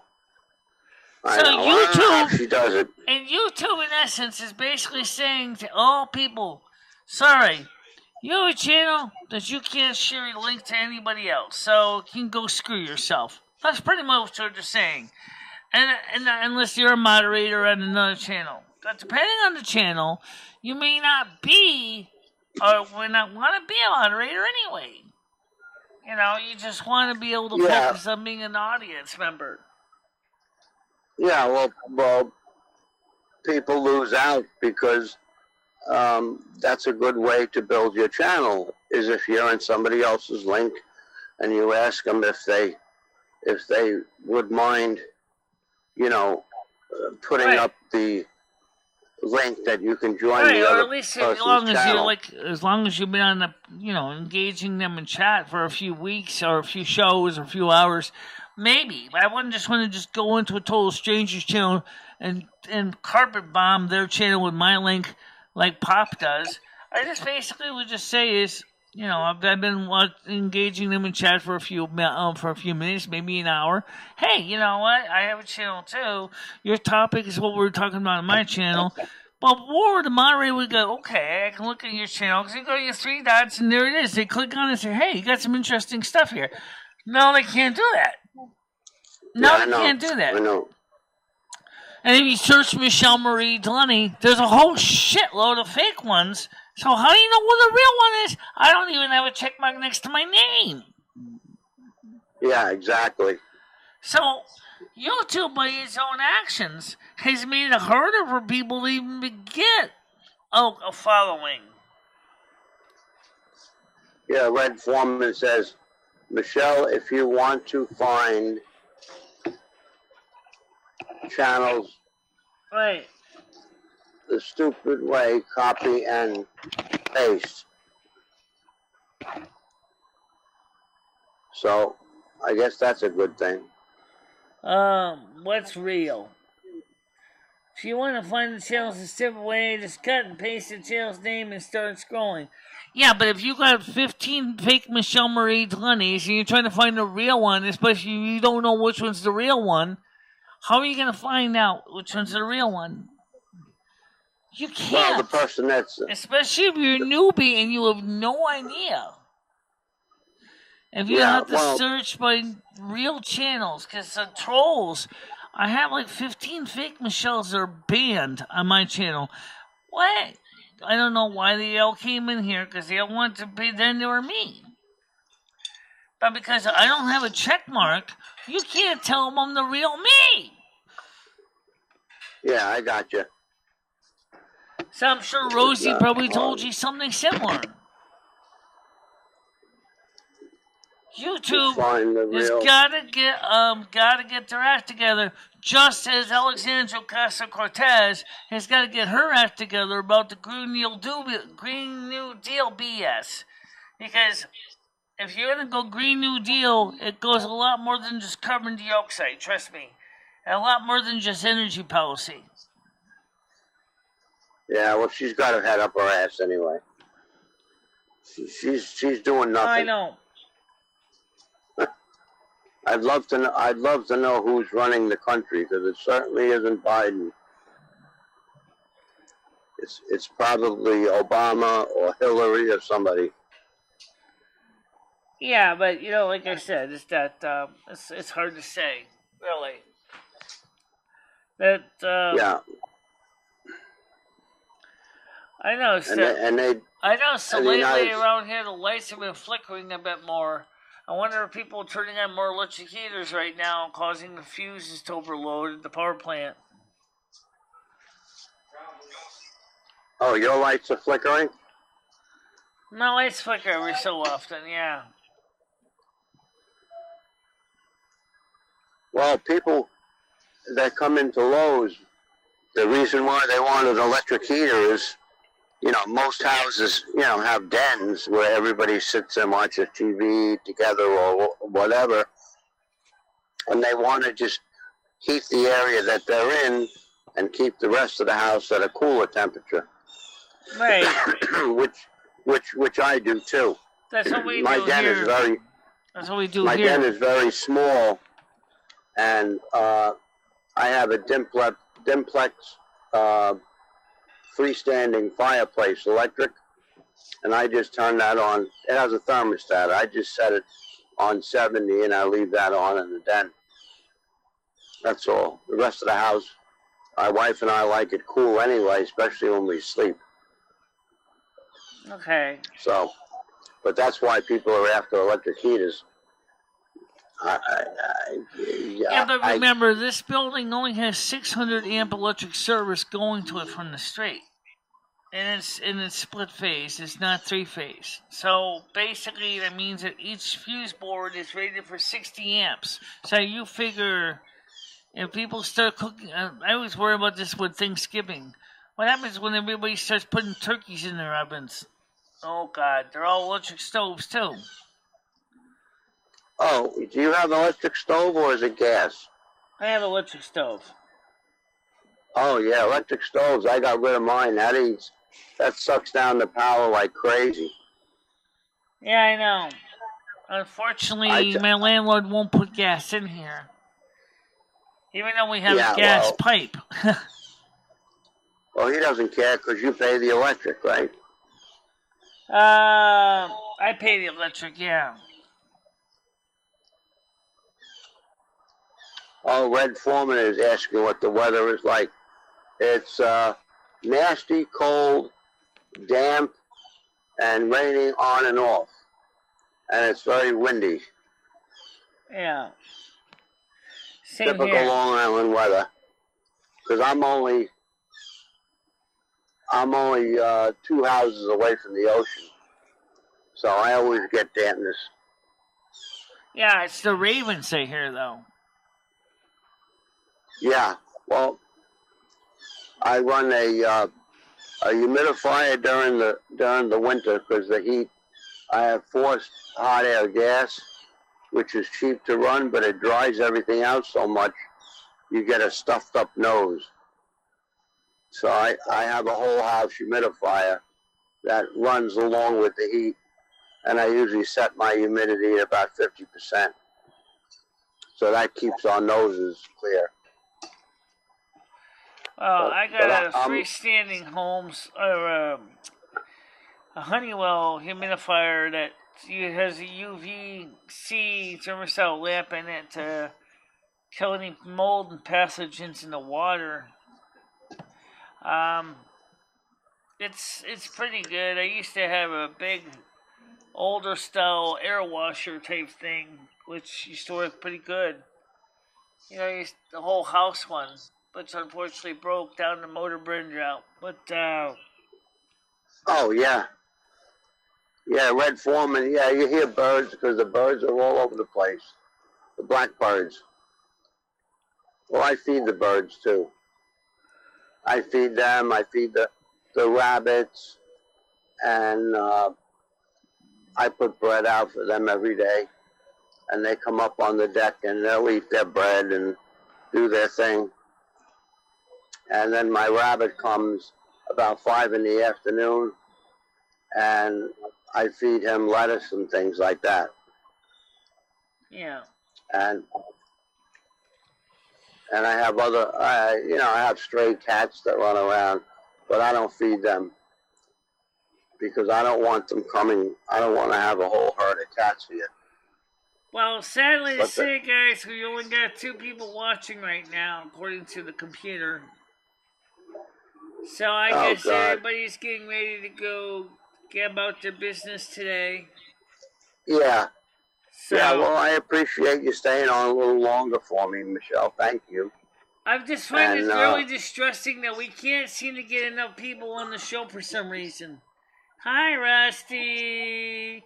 Rusty Kitty's here. Everybody likes Rusty Kitty. Okay, give me a minute. I gotta get the kitty cat on the screen. He always deserves his time. Everybody likes the Rusty the cat. I gotta get him on the screen now. Monitor webcam. Turn it, activate it. Get it on here. It's stupid the way this thing works. Okay. Alright, Rusty.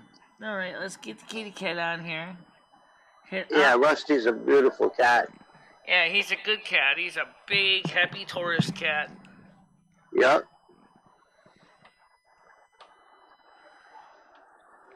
He lays with me every day. Hey, Rusty. There's Rusty. Yeah. Now, does he go outside, Michelle, or do you have a litter box? He's perky today. Michelle, do you have a litter box, or does he go outside? Yeah, he goes outside and has a litter box. He does both. Yeah. Does he bring you back any mice or anything? Yes, he does. He also catches them and kills them fresh when they're in the bedroom for some reason. They like to come into the bedroom. He nails them every time. Oh, there's a good shot of Rusty. Yeah. Now you got mice in the house up there? Oh, you do? Very loyal cat. Very loyal cat. Good cat. Yeah, when you go to the store, Michelle, bring some of those sticky pads for the mice and put them around. That'll get rid of them.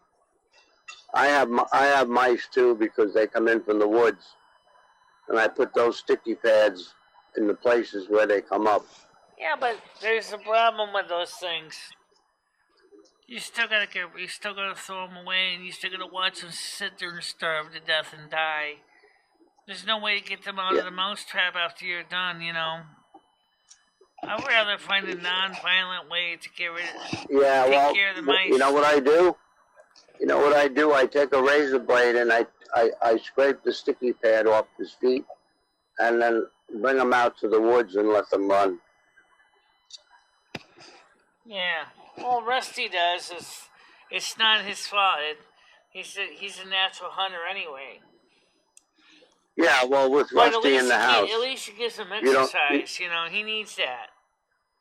Yeah, well, with Rusty in the house, you don't need, you don't need to put anything down. Enjoying the hunt. That's what cats do. He keeps your mouse free. Could you imagine how bad his life would be if he didn't ever have the option of catching mice? Yeah, well, that's their job. That's their thing. Then they get fat and depressed, and then then they're not happy, and then they're miserable, and they don't succeed at doing anything. Then all of a sudden they start eating and drinking, and certainly wouldn't start smoking. I don't think. Yeah.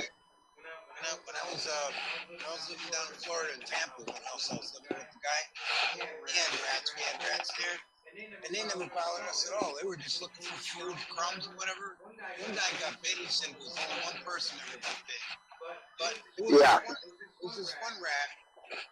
I felt sorry for him, so I started feeding him, you know, because he kept coming around me, you know, looking at me, squeaking, like, you know, they'll come right up to me, like, you know, they're friendly. They really are friendly animals. You'd be surprised. Rats are very social. They're not mean like everybody thinks. They're wrong. Oh, yeah. But they can be mean, though, Ed. They can be mean, yeah. But so anyway, I was sleeping in my room one night, and I woke up, and the rat that I made friends with, he made friends with me, I guess, put it that way. You also had a rat, too, your own.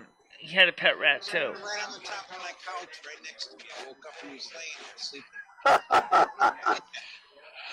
Ed had two pet rats. So I had a white rat and he had a Norwegian rat. Norwegian rat was friendly. The only thing that I don't like, didn't like being held we get a lot of possums.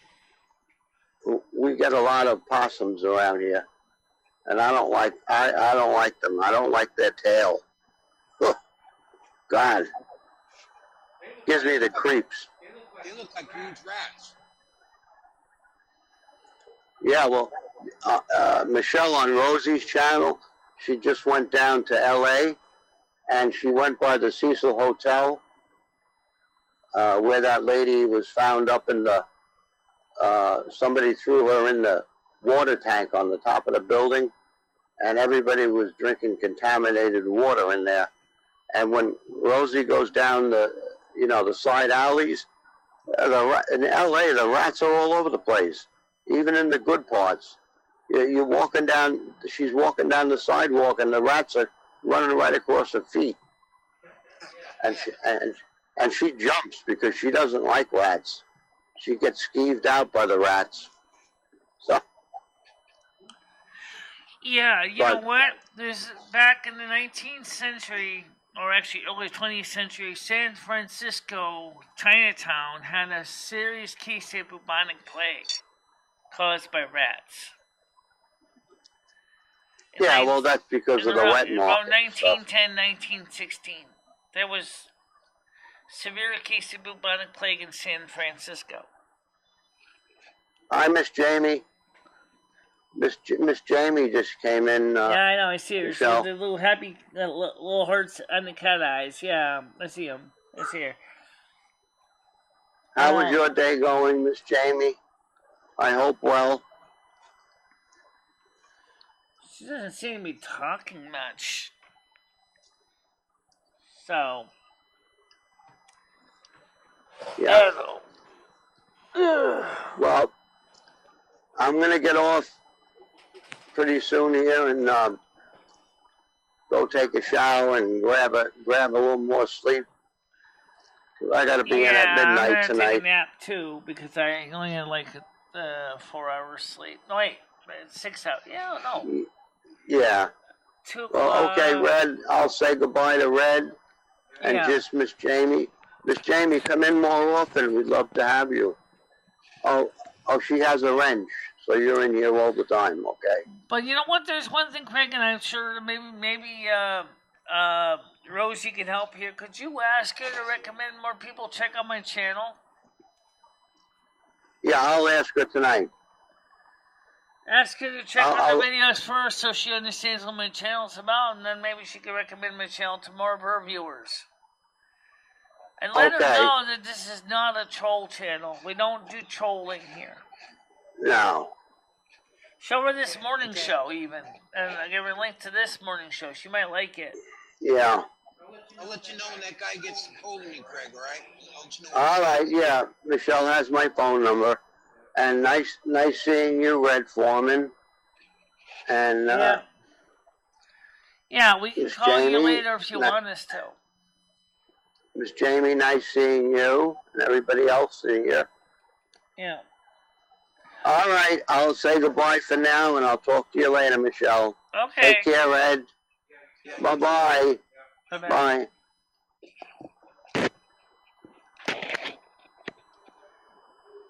Okay, Ed, I'm going to get ready to wrap it up myself. So, Ed, I'm going to see you later, too, okay? Yep. Okay, so you can hang up now, Ed. Craig, you can hang up. I'm hanging up. Alright, so that was a special treat today. We had the ability to have Ed on the show, and that was kind of nice because we don't usually get Ed on the show, and so it was just nice to see them on the show tonight, which is kind of cool because people don't usually they always ask me where's Ed. Well, now he had a chance to see Ed, and I didn't have a lot of people here, but oh well, we did okay. I guess that's the important thing. Also, we still need you guys to share these videos out with everybody because we still gotta have people make the videos grow and the streams go good, stuff like that. Right now you'll notice we've been running a lot more advertising and live streams to make up for what we lost in revenue. We have to.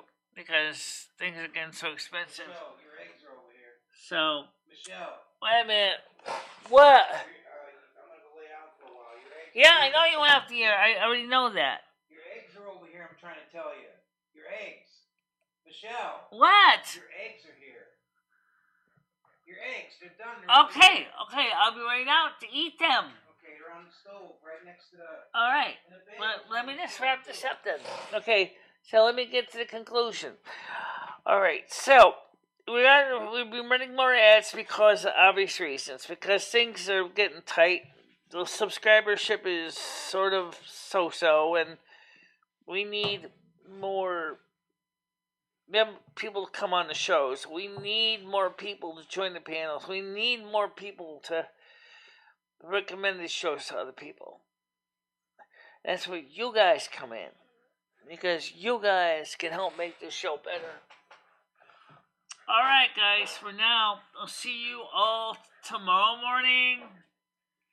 Don't forget Wednesday tomorrow night, too. So we'll see you then, too. Right? Bye-bye, guys. Bye-bye, everybody.